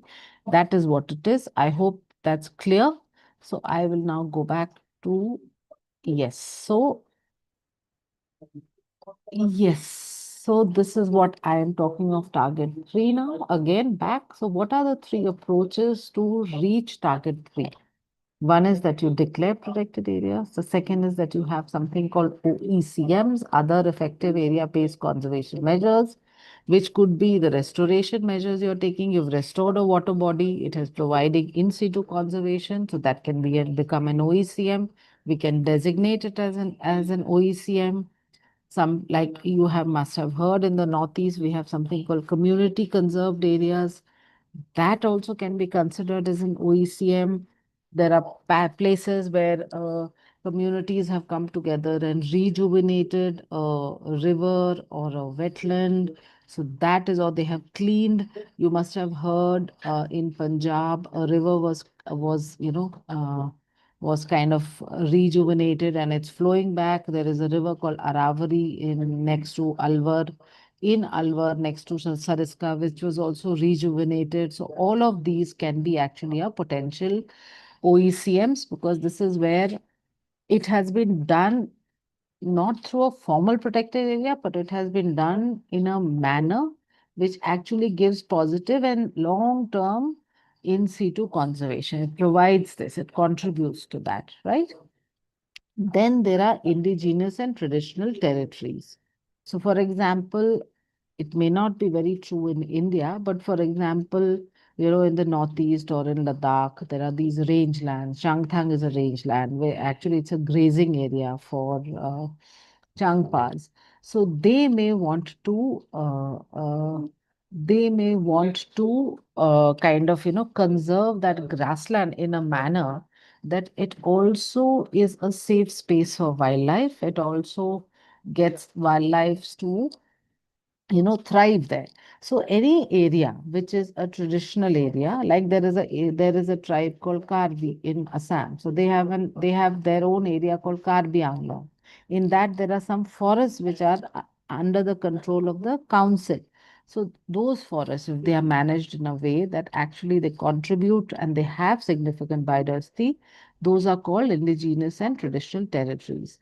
I will come back to OECM. So OECMs are basically other effective area-based conservation measures, which means that it is an area which is not really considered a protected area. It's not a formal protected area, which is government controlled, but it can be a patch of area where a community has protected it or is conserving it. It's a sacred grove, for example, can be an OECM, or individual's private forest can be considered OECM. Your Aravali Biodiversity Park, your Yamuna Biodiversity Park can all be considered as OECMs, because that area is managed in a manner which provides in situ conservation of biodiversity, right? I hope it's clear now. So once I go through these three approaches, but what are the key elements? Every place cannot become a OECM, right? So, of course, the key elements of the whole target 3 is that at least 30% of land, sea, and water. So, there's a quantitative element. It has to be an area of particular importance for biodiversity and ecosystem functions and services. So, what are the ecosystem functions and services? It can be regulatory, it can be provisionary, or suppose it's a wetland, it's a good habitat for migratory species. It's a good habitat for, it's an agriculture system. That is where SARASs come. In UP, you see in many fields there is SARAS. So those fields stay as fields. You don't put pesticides and don't put too much fertilizer, so that the SARAS actually really breeds and can feed from those places, that kind of stuff, and they are effectively conserved and managed. So it's not just any system, it has to be a system where there is some form of management, well connected. Okay. So sometimes they also can be corridors, ecological connectivity. So some corridors can also be considered as OECMs. Again, I've said they have to be equitably governed, because they have to be relevant actors. The users, the responsible agencies, the polluters, everyone has to be part of that process. If there is use, like I said, a farm or a pond from where a fishing has happened, it has to be a sustainable use, right? That should not impinge on conservation outcomes. And if there are places where there are rights of people, like I said, the Changthang, which has Changpas have rights of grazing there, those rights should also be reflected and respected there. So these are some of the key elements of target 30 by 30, which is the target 3. So what is the key pillars? How do you achieve? You have to have robust science-based national frameworks, right? Because you need to show that how is it contributing to conservation, right? We have to have that. We have to have some governance and effective management support, whether it's communities, whether it's a private player, whether it's a maybe, like the Yamuna Biodiversity Park has a, kind of a committee to look after it. It has to have some good financial support also. So that is what we need to kind of look at. 4 characteristics to identify potential OSIMs, So it has to be geographically defined. So it has to have a boundary to it in a way, not a physical boundary, but at least a spatial boundary. It should have some sort of a equitable governance and management. It should deliver some long-term in situ conservation of biodiversity. And the 4 is that it actually should conserve the nature's free services or the ecosystem services. So that is very important, that how do you identify what are the 4 characteristics of a potential OECM. So monoculture forest or forest plantations are not OECM. Oil palm plantations cannot be OECM. Intensively grazed pastures cannot be OECM. Agriculture fields which actually have a heavy pesticide and a fertilizer load cannot be OECMs. Areas that are intensively fished, gardens and small spaces. Okay. So this is something like, for example, a Lodi garden cannot be an OECM because there are maybe a lot of exotic species there, but it could be also because there are a lot of birds which come and roost there. So it is very site specific. Someone has asked me to go back to elements. 1 minute. Yeah, these are the elements. If you can quickly have a look at it. So basically there is a quantification, there is an area, it has to have a management system, it needs to be ecologically important, it should be connected, it should be governed in an inclusive manner, it should promote sustainable use and rights of people should be respected. Okay. So this is something which may not. So this is an ideal situation. You can see there's a protected area. There is a small OECM, which is a wetland, which is providing some services, river. Then there is also an OECM in the agriculture field where actually, it's a corridor. Tigers use it or elephants use it or things like that. So this is an ideal kind of a map just to give you an idea on what could be an OECM, right? So this is something which all of you can explore. If someone is from Bhopal, maybe you have institutions with large amount of land, right? You have tigers in Bhopal also now. So are those large amount of areas which have been actually left unbuilt, are, are they serving as OECMs? Because that's where now tigers are coming, and how can you ensure that they stay like that? They don't become built up, right? Things like that. That's what you need to see. So basically, again, if you look at a mosaic of protected and conserved areas, so something is indigenous law, this one, something is a protected area, something is agriculture land, something is a marine protected area, it could be a private protected area, all of that. So if you look at it, this is what an ideal, how do you conserve 30 by 30? This is how you do it. Panchmadi Biosphere Reserve is not an OECM. Some part of it can be because Panchmadi has there are some sanctuaries also within that biosphere reserve. So those sanctuaries are formal protected areas, and the others can be considered as an OECM if there is a management mechanism, if it is governed inclusively, right? So that is what we need to look at. So that's what the Panchmadi. So this is what the whole like a mosaic of things is something which you need to consider when you look at OECMs also. Okay, so your marine protected area, protected areas are formal protected areas. The rest, whether it's a free-flowing river, whether it's a sustainably managed forest, whether it's indigenous territory, whether it's fisheries management area, all of that can become your OECMs, right? Okay, so if you look at it, What do we have to conserve? 30%, which is terrestrial, inland water, coastal. Where we have to do it? Where there is biodiversity and where it provides ecosystem functions and services. How do we do it? I have already spoken to you about the elements. So this is what it is.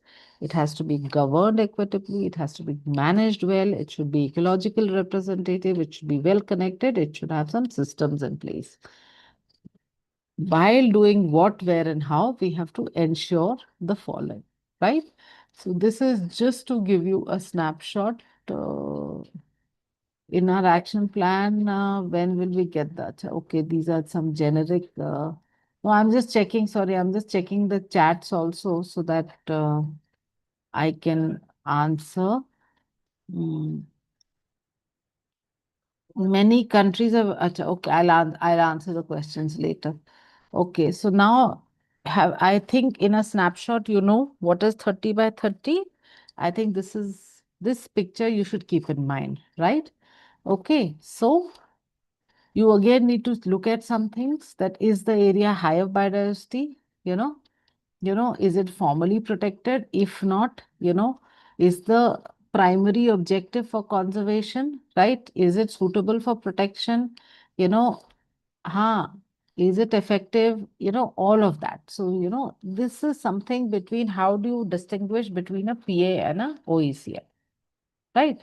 So things like that. So this is what you need to do. You don't have to worry so much about it. So also, target 3 also contributes to the entire goal A plus other targets. Target 4, target 9, target 11. I will talk about these targets. And it also contributes to the following SDGs. This is just for your information. Yes. So if you look at target 3, that's why it's called the granddaddy of all targets, because it actually connects to almost all targets. Okay, it does connect to all targets because if it's an OECM, it helps you conserve species. In OECM, you can do some restoration activities. You can also remove invasive species. You can stop pollution, you can promote sustainable use. You can actually ensure equitable sharing. You can, do research there and have enough good science and research and all. You can, engage women, youth, other communities.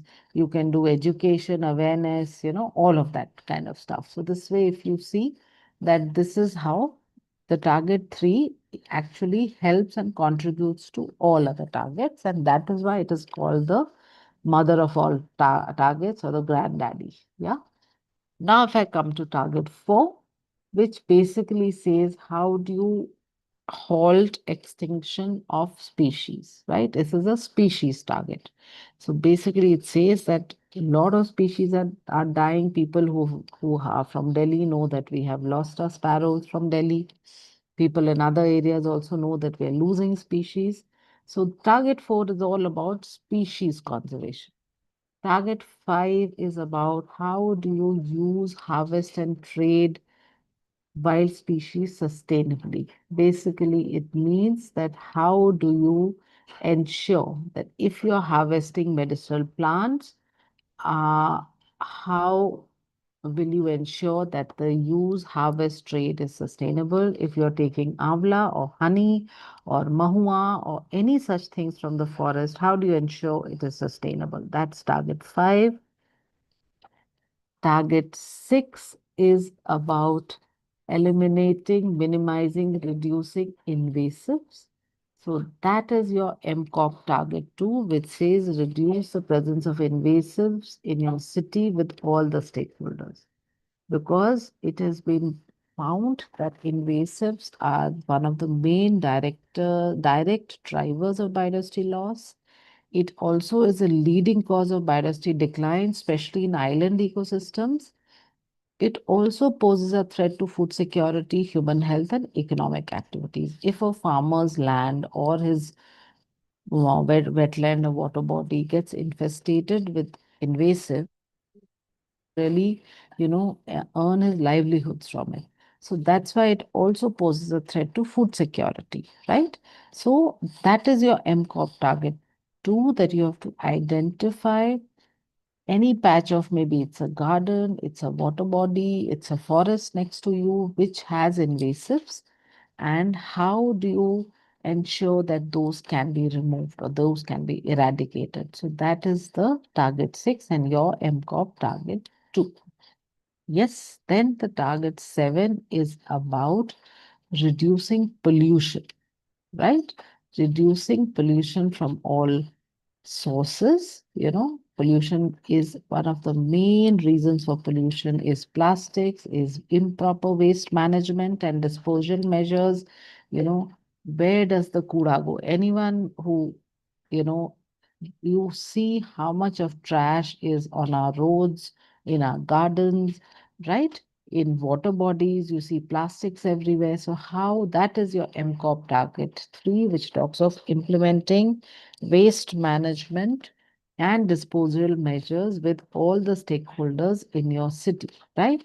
Because pollution is one of the main drivers of biodiversity loss, and pollutants have negative impact on human health, right? So, nutrients, pesticides, plastics are one of the top priority pollutants, which has been identified through scientific studies. Target 8 again has a MCOP. It is linked to one of your MCOP targets, is saying what is the risk to your city? How do you develop a disaster preparedness plan? Right? What is a nature based solution? How do you actually try and ensure that your city actually is resilient? Right? So, that is again something which you have to do, because we have to minimize the impact of climate change. We cannot stop it, and ocean acidification. But how do you ensure that it has, you know, least impact on biodiversity? How do you reverse that loss? How do you ensure the disasters, are actually can be avoided, right? How do you minimize negative and foster positive impacts of climate action on biodiversity? So this is something which is very important. And this is again an MCOP target 4 for you all, which says you identify a climate risk in your city and develop a plan, right? A disaster preparedness plan. These will be shared separately with you all also. So you don't have to start writing down and noting, but just understand the relevance of why they have been identified. Then there is target 9, which talks of management and use of wild species. So this is not really applicable for India. It is to some extent, but there are lots of countries which also use wild fauna. They actually, they have hunting is legal there. But how do you ensure that all of that is actually sustainable? Right? So that's what it is. So, which we have to kind of make sure. So, target 10 talks of how do you ensure your agriculture land, your aquaculture, your fisheries, your forestry are managed well. They are managed sustainably, and they actually ensure that there is resilience. It contributes to food security, it restores biodiversity, it maintains nature's contribution. Why? Because they are globally important production systems, and a lot of jobs are related to this.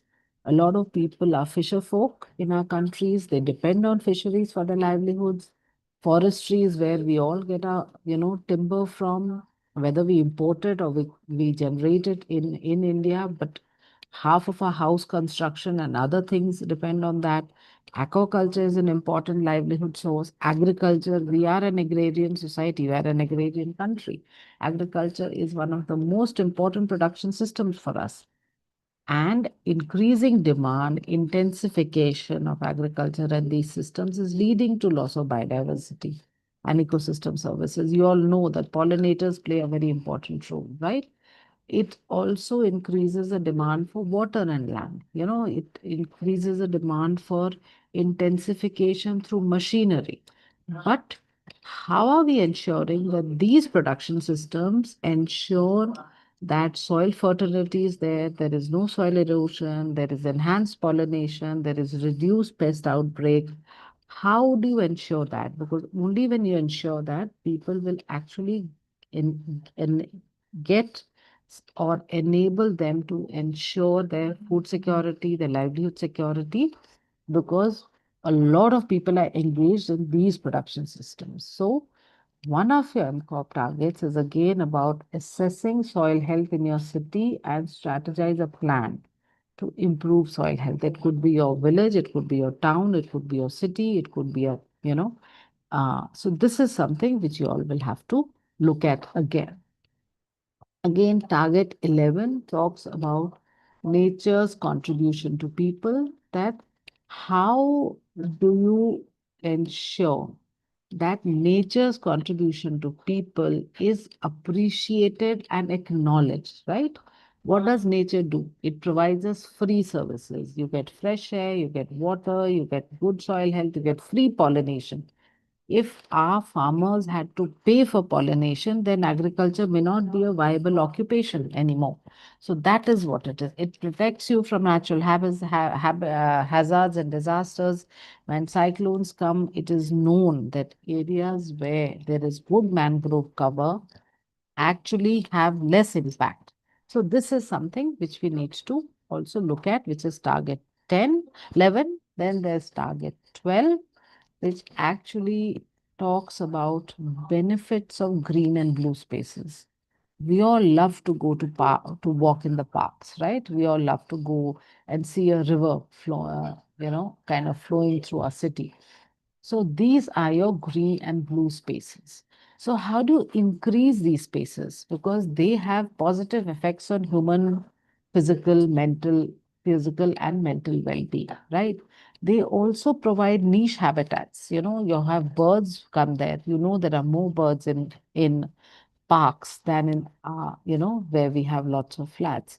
Even if we have two trees in a flat complex, that the birds will be there, right?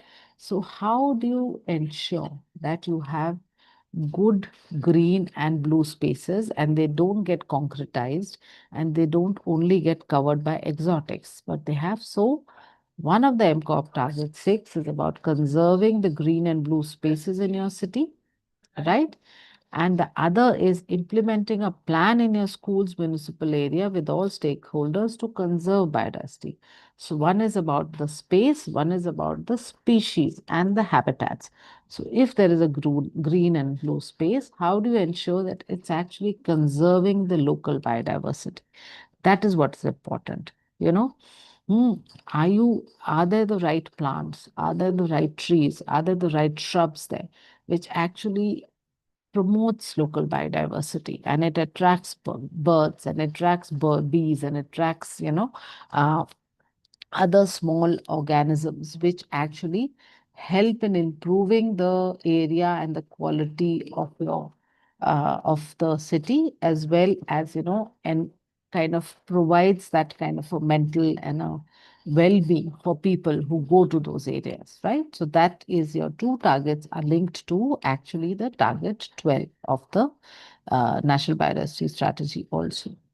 Then you have target 13, which is all about, like I said, how do you provide benefits from utilization of genetic resources, which we have discussed earlier when we discussed taxol and other things. That's what this target is about.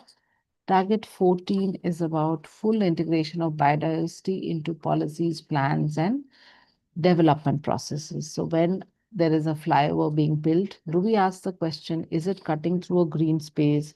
Is it going to hinder movement of wildlife? Is it going to, cut down trees which act at, so to make millions, are we going to lose billions? That is the question which we need to ask, because multiple values of biodiversity are often not widely reflected in decision making. So you all as future decision makers need to keep this in mind, that whenever there's any development, we need to ask these questions. Even for poverty eradication, they feel, oh my God, yahan factory laga do. But wo factory, where you're putting the factory, is that an ecologically important area? Is it providing a lot of nature's free services? What are we doing there? That's what we need to question. Target 15 is about taking some policy measures, implementing something, monitoring something, and it is for businesses that how businesses become responsible. This is the first time that a biodiversity strategy has actually targeted businesses in the manner to say that, look, it's time you all also step up and take responsibility and show that you are responsible for your actions, right? Because all businesses are dependent some ways on biodiversity. All of them want water, all of them need energy, right? All of them, most of them have some sort of waste to dispose. So how are they becoming responsible? So for you, the MCOP target 8 is about implementing plastic reduction plan for 3 local businesses in your city. So you identify what are the local businesses.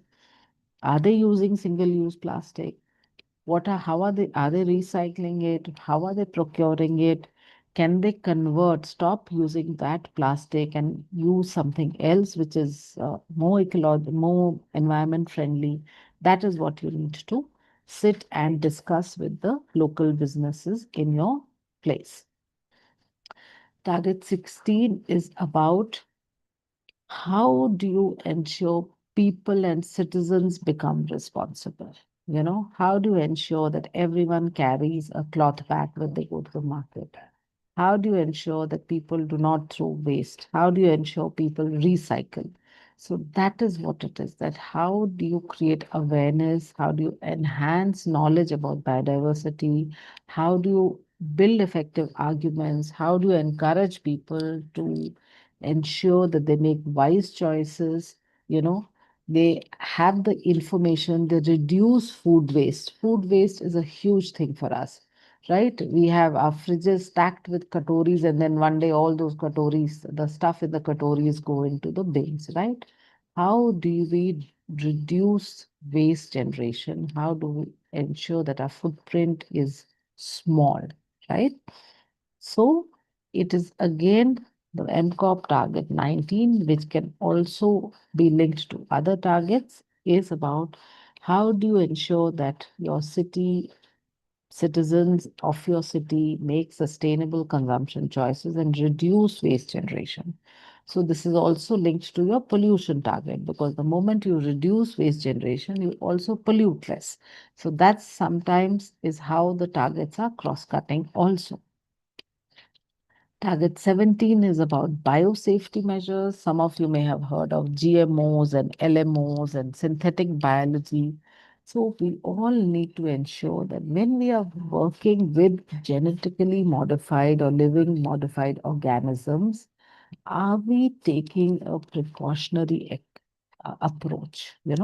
Are we ensuring that when we are doing that, we are not creating more problems for ourselves?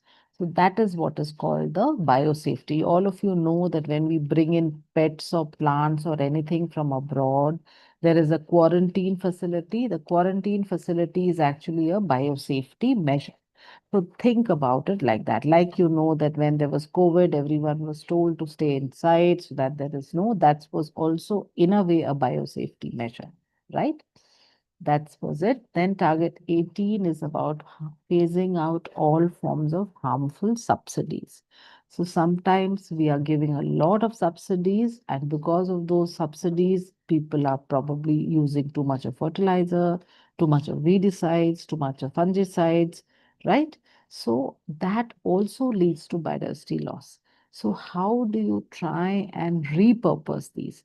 So how do you tell the farmers that instead of putting too much of this, you use this money for something else? So that kind of stuff. That is something for the governments to make policies on. Target 19 is again, what do you say, one of the backbone of the entire National Biodiversity Strategy and the KMGPF, because it talks of financial resources. Because unless you have money and you have the capacity and you cannot implement all the targets, right? So how, and it should be money or financial resources from all sources, means from international, from domestic, from private, from blended, everything. So that's the target 19, and also innovative schemes like payment for ecosystem services, green bonds, and things like that. So this is something which is again a very critical target, in the KMGBF as well as the NBSAP. Target 20 is about capacity building. So what you will do when you work with business groups to have a plan, for sustainable of maybe converting their plastics or whatever, you're also building their capacity. You're giving them a technology. You're providing information, right? So this is what this target talks about. That how do you build capacity in the terms of human, technical, and financial, so that people can take action. So that's something which is very important, and that is what Target 20 talks about. Target 21 is talking about data, information, and knowledge. How many of you knew what is the local biodiversity in your area, right? What are the species? What are the local domesticated species? How many varieties of rice are grown in the farms neighboring your cities? How many water bodies have how many kinds of grasses, or how many kind of shrubs grow in any particular garden next to you? What is local? What is what is local? What is a exotic? What is a invasive? So that is data, information, and knowledge, because we have to document also, because unless you document and you have this knowledge, you cannot manage biodiversity. You cannot create awareness. How will you create awareness? You need to know how many species of birds are there, how many species of dragonflies are there, how many species of reptiles are there, right? How many snakes are non-poisonous? Because everyone thinks, oh my God, snake means poisonous, kill it, right? How do you change that mindset? So target 21 is all about data, information, and knowledge, so that you can change the mindset also. So one of the MCOP targets, the last MCOP target, which is target 10, talks about documenting local and native species in your area and raising awareness. How many of those species are threatened species? What is their need? You know, how you can conserve local species. What are the pollinators in your city? If you have even a guava tree in your garden, you know, what are the pollinators for that tree if it gets pollinated like that? So these are some things which you need to document. So that was target 21. Then you have target 20, which says that you must put women at the center and indigenous people, local communities, because they have a lot of traditional knowledge, they have a lot of culture, they actually are in a way kind of environmental defenders, because they actually protect those areas. They live in biodiversity rich areas. Their views, perspectives, experiences should be taken into account in decision making processes. That's target 22. Target 23 is all about gender equality. Oh, no. Men need not make all the decisions, okay? Women, youth, and disabled, all of them also need to ensure that they also are part of the decision making. They actually, have the right knowledge, information, so that they also can participate meaningfully in the KMGPF. So that is what all your 23 targets were all about. Now, why are we developing so many targets? What is the urgency? Can anyone give any reasoning in the chats? I can't see any chats right now. I don't know why. Yeah, well. Hello, are all of you there? Yeah, we can hear you, Vishesh ma'am. So Okay, yeah. children are writing in the chat, yeah. Yeah. Now I can see the chat. There's something wrong with it. So yes, nature is collapsing. There is a planetary emergency.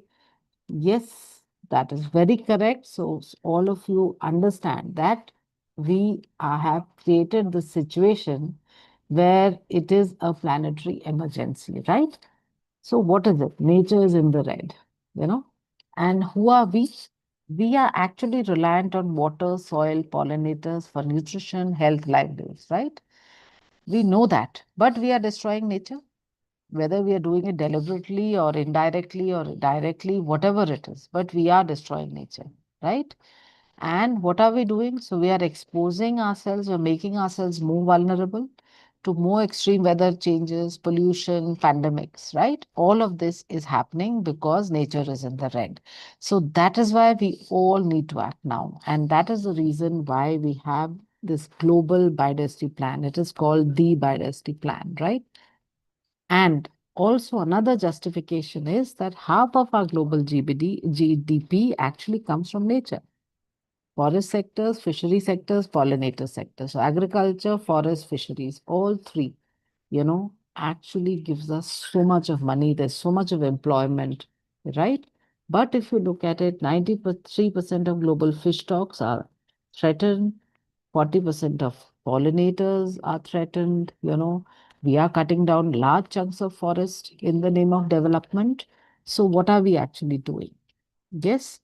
And this is the case we have to build, that protecting nature helps create a buffer against poverty. It provides you food and health. It provides you jobs and income. It provides you resilience to disasters. So, how do we ensure that nature is crucial for everyone? Everyone thinks, "Arey, kuch nahi, koi nahi, kya hua? There's just two trees cut." But in the long term, what is happening? So this is something that you all have to demonstrate through achieving your targets. You have to ensure that if you reduce plastic, by reducing plastics, you can also ensure that there are more jobs. You will ensure better healthy systems, right?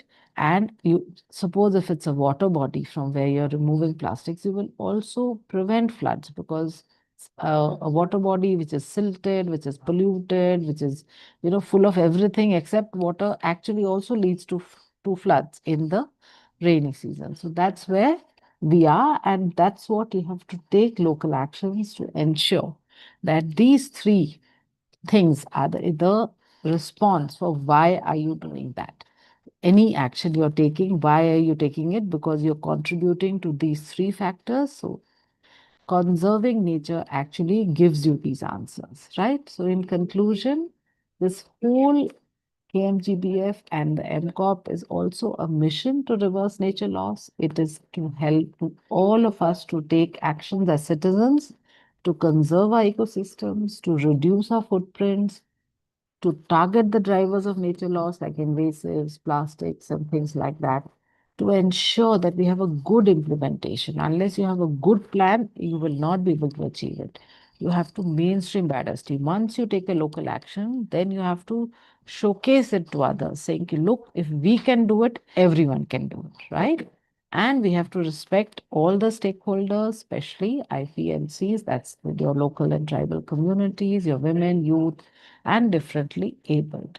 So I will end here. Like I said, together everything is possible, and you all have to be charge of it as future citizens and future conservationists. Full form of IPLCs is indigenous people and local communities, right? IPLC, IP is indigenous people. So tribals globally are called as IPs, which are indigenous people, and LC is local communities. Yeah, I will stop my share and then we can have a Q&A. What questions are there? I can see. Yes. Thank you so much, Vishesh ma'am, for a lovely session, and it was extremely interactive as well. Now we know that 30-30 is not just a number, it's a real and an urgent goal that needs all of us on board. So I'm sure our change makers have already started finalizing their targets as well. Yeah, just 1 minute. There are two Yes. questions. Let me answer them. So, how can India Yes. align its biodiversity action across ecosystems? So, look, that's what India has done. Its NBSAP is actually a mirror of the KMGPF, right? So, we have done that. But now, what has to be done is that the states, see, the nation has made a plan, but who implements it? For biodiversity, everything has to be done at the state level, right? At the district level, at the village level, at the panchayat level, at the state level. So the states have to prepare the state biodiversity strategy and action plan. And in fact, WWF India has helped one state in Arunachal to prepare its state biodiversity strategy and action plan, which aligns with the NBSAP and the KMGPF. So similarly, all of you should actually write to the state biodiversity boards to say, have you updated your state biodiversity strategy plan to reflect the KMGPF and to reflect the India's NBSAP? Because that is something all your state and union territories need to do. So that is something which all of you can do, right? The second question is, many countries have endorsed 30 by 30, but with only a fraction of NBSAPs fully aligned. How far can you ensure that this is another case of global being politically agreed? But that is correct. So see, that's why there is a fight saying that, look, give us money. Give us resources, give us technology, give us capacity, because plans can be made, but there has to be resources also. India has identified that around 800 crores or something it needs to, I think, I don't know the exact figure, I can give it to you. It needs to implement the NBSAP.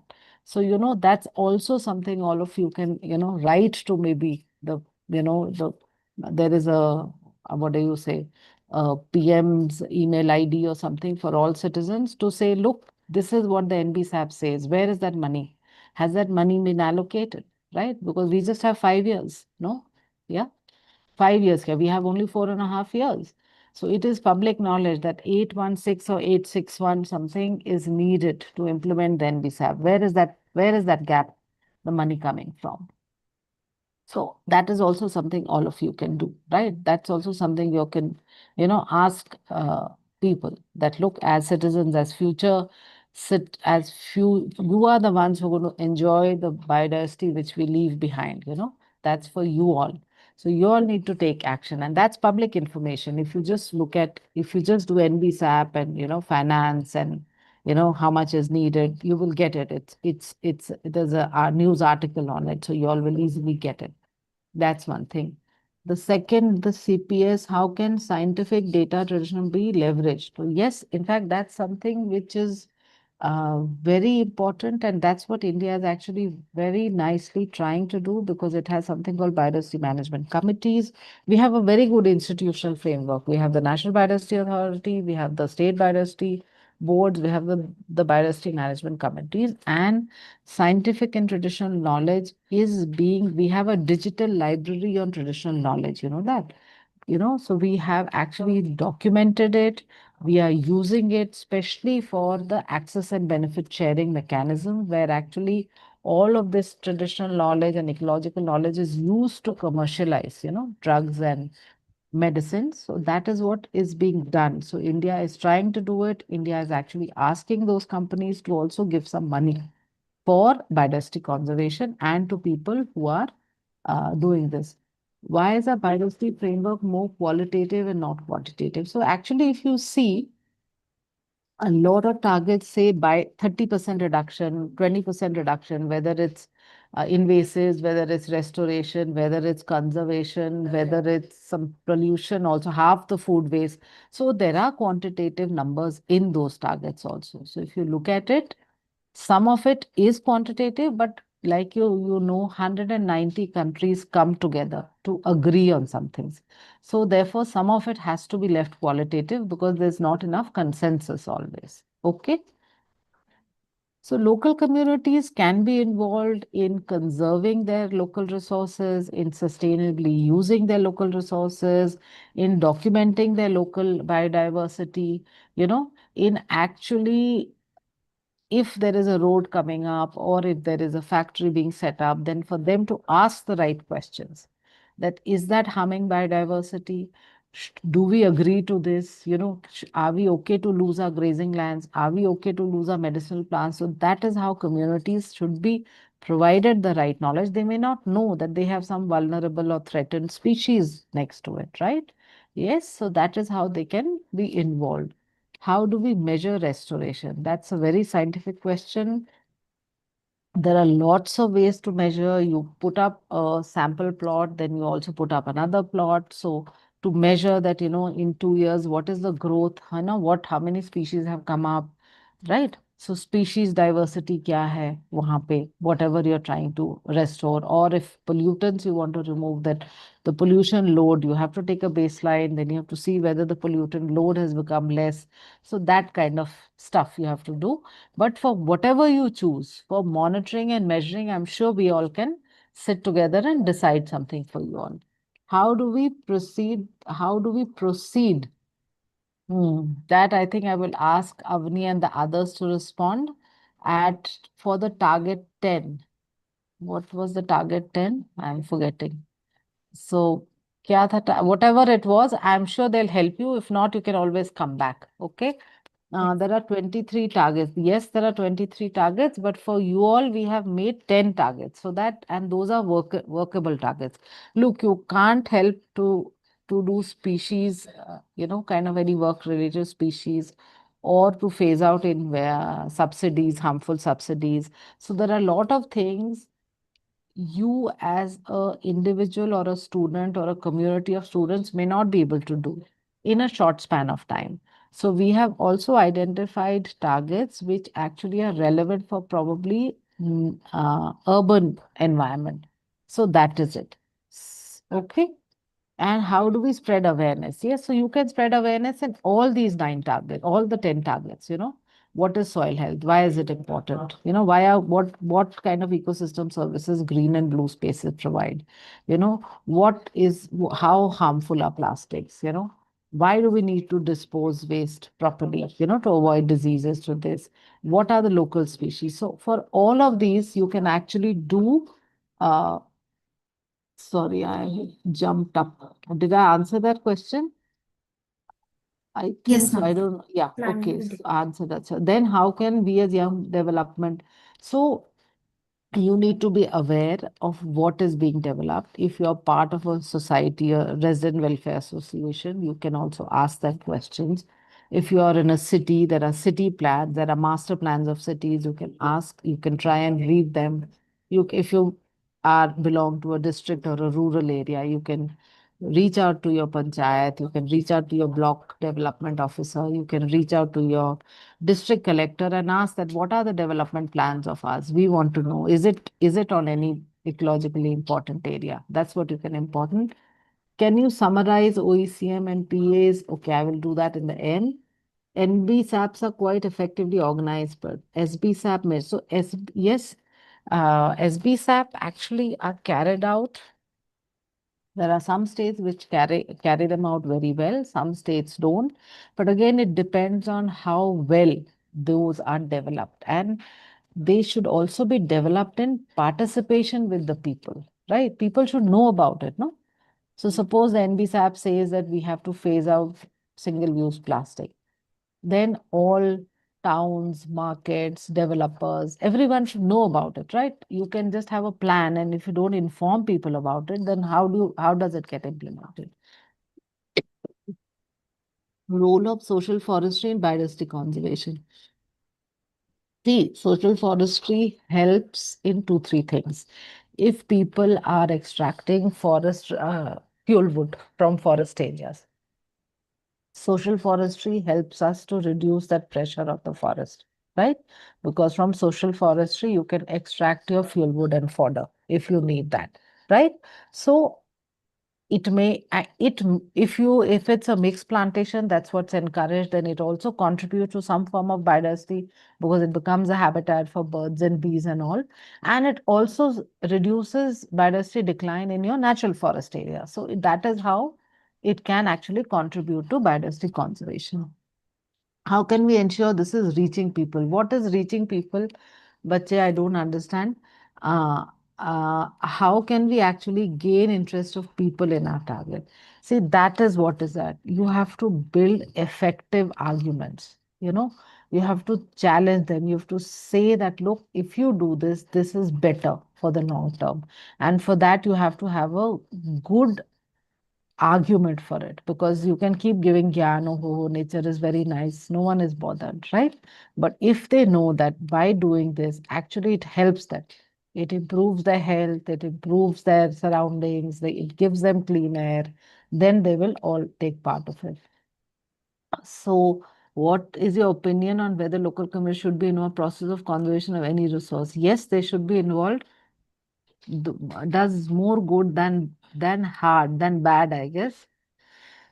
See, one should not romanticize anyone, okay? There are local communities who overharvest, who actually lead to damage, but then there are local communities who also conserve, right? So and for it is important that you change the mindset of local communities who are actually damaging some things. And they may be cutting wood indiscriminately and selling it in the markets because they don't have any other employment. Everyone has to eat in the end of the day. Na? They also have to feed their children, right? So think about it. What is that alternative you can provide them? Because often we say very easily that, oh my God, this is this is something which is very bad. But why? Go to the root cause. Why is it bad? Why are they doing this? Some will do it because they just want to do it. So you have to use a carrot and a stick. So sometimes you need a stick, sometimes you need a carrot. You need alternatives. I think I need to end here. So MCOP can incorporate, there may be a local traditional nature-based system for, removing pollutants, for reducing, for making sustainable choices, like for example, you reduce food waste. So there are so many other things, traditional ecological ways, you use local, you eat local, things like that. These are all local things, you can, so that's what you can use. So you can also, so there may be also good monitoring systems which the local use. They know exactly when that tree flowers. Agar if you look at their sustainable harvesting practices, you will know when they actually need to extract, when the seeds fall on the ground, so that they don't chop trees, right? These are all in their traditional knowledge. They know which plants attract which birds, or which plants actually help you to reduce pollutants. All of that is ecological and traditional knowledge which can be used. For access and benefit sharing, look, they have to be, the local community can be the, what do you say, the eyes and ears. Who's extracting what? What is it being used for? They know, okay, we use Kalmeg for maybe a medicine, but is that company is also taking Kalmeg for us to prepare a medicine? Then they should demand that, look, you give us a percentage of their profits, right? That's how they can ensure access and benefit sharing. Should I come back to the OECM and PAs? So PAs is a formal protected area, which means it's either a national park or a sanctuary or a conservation reserve or a community reserve where India is concerned. Because those are the 4 categories of protected areas in India, which also you can say tiger reserves also you can add to that. Okay, that is your formal protected area. OECM can be a community conserved area, can be a sacred grove, can be a sacred wetland, can be a community forest resource area, can be a grassland which the communities are protecting, right? To ensure they have enough fodder. So OECMs, it can be a biodiversity park, like I said, a Yamuna biodiversity park or a Aravali biodiversity park. It can be a private forest. Someone has a private forest which it has, left it like that wild so that it provides biodiversity conservation for the long time. So that is how you can identify OECMs and PAs. Okay. Did I end here? Yes, ma'am.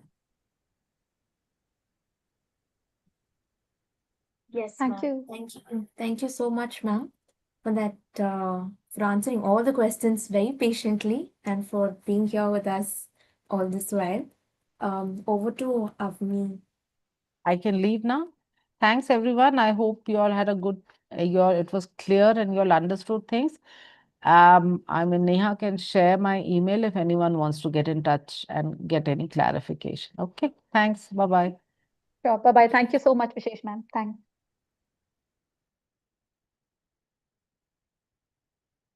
Thank you so much, everyone, for listening carefully and asking questions. We hope Vishesh ma'am's session helped you understand all the targets. If not, please feel free to reach out to us. We will be sharing the email address where you can send in all your queries. Uh, we've sent these targets on the WhatsApp group. They are also uploaded on the website, all 10 of them. Please do not be confused with the 23 targets of GBF. They are what has been given under GBF, but we have selected 10 targets which are actually doable by school students at your level. So you may take a note of these 10 targets. What you need to do is you need to pick one of these 10 targets. We will be sharing an action plan template with you. You need to put your action plan there, and then you can share it with us by tomorrow for a live feedback on Friday. We will be picking any 5 schools to give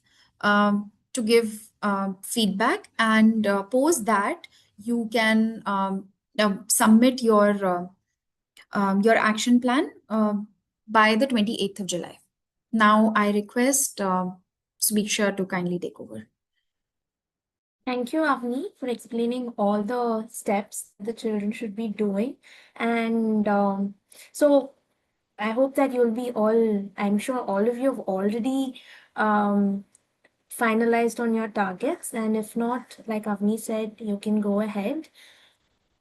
So before we close, just a small burst of energy. So I have to warn you though, this energizer is a brain twister. It's called Wild Imposter, and you'll see 4 names on the screen. It can be animals, habitats, ecosystems, and their pictures. But one of them doesn't belong there. So your job is to find out who the odd one is and why. So it could be based on geography, function, habitat, or even taxonomy. So stay sharp and drop your answers in the chat with a quick reason. So we move on to the first one. Yes.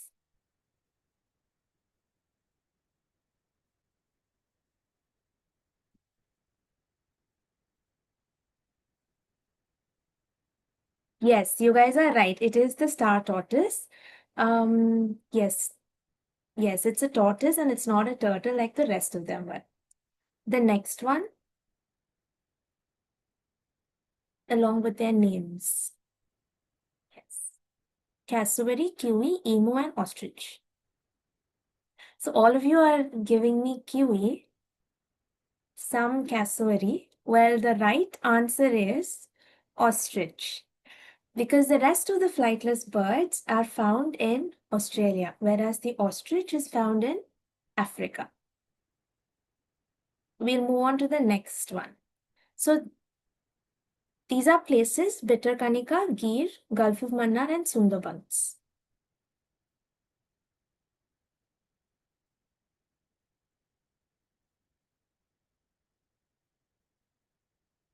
Okay, all of you have given me Gulf of Mannar. This one is also a tricky one. One has given the right answer. It is Gir, because the rest of them are marine protected areas. So it is Gir. And yes, that's a beetle, butterfly, spider, or a honeybee. Spider. Yes, the right answer is a spider. A spider is an arachnid, but the rest are insects. So it has 8 legs, insects have 6 legs. This is the last one: platypus, wombat, kangaroo, or a koala. Platypus. Fantastic, you guys. Lovely. Yes, the platypus is the right answer. It's a monotreme, whereas the rest of them were marsupials. Fantastic. So that was a lovely, thank you all for your lovely answers. And before we say goodbye, we'd love to hear from you.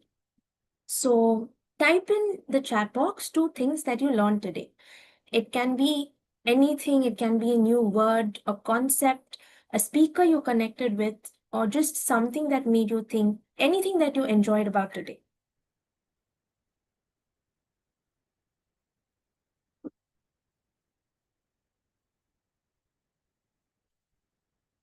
About the SMART action plan, yes. Yes. The Global Biodiversity Framework, yes. About the targets. Importance of these targets, yes. I was also hooked during these sessions. Working on the action plan. How to prepare these action plans, very important for MCOP. Yes. So, yes. Yes, OECM. Oh, wow.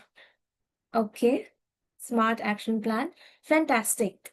So I can see that all of you were with open eyes and open ears. And with the same learning spirit, we'll see you again tomorrow. A very big thank you to everyone who made today a fantastic day, so meaningful, from us amazing speakers to the WWF team behind the scenes, and most importantly, to all of you for showing up with such infectious energy. It's honestly been such a joy being with you all today, and we'll see you tomorrow, same time, same link, as we move closer to shaping the biodiversity future you want to see. So until then, stay curious, stay committed, and don't forget to notice the wild world around you. Thank you all.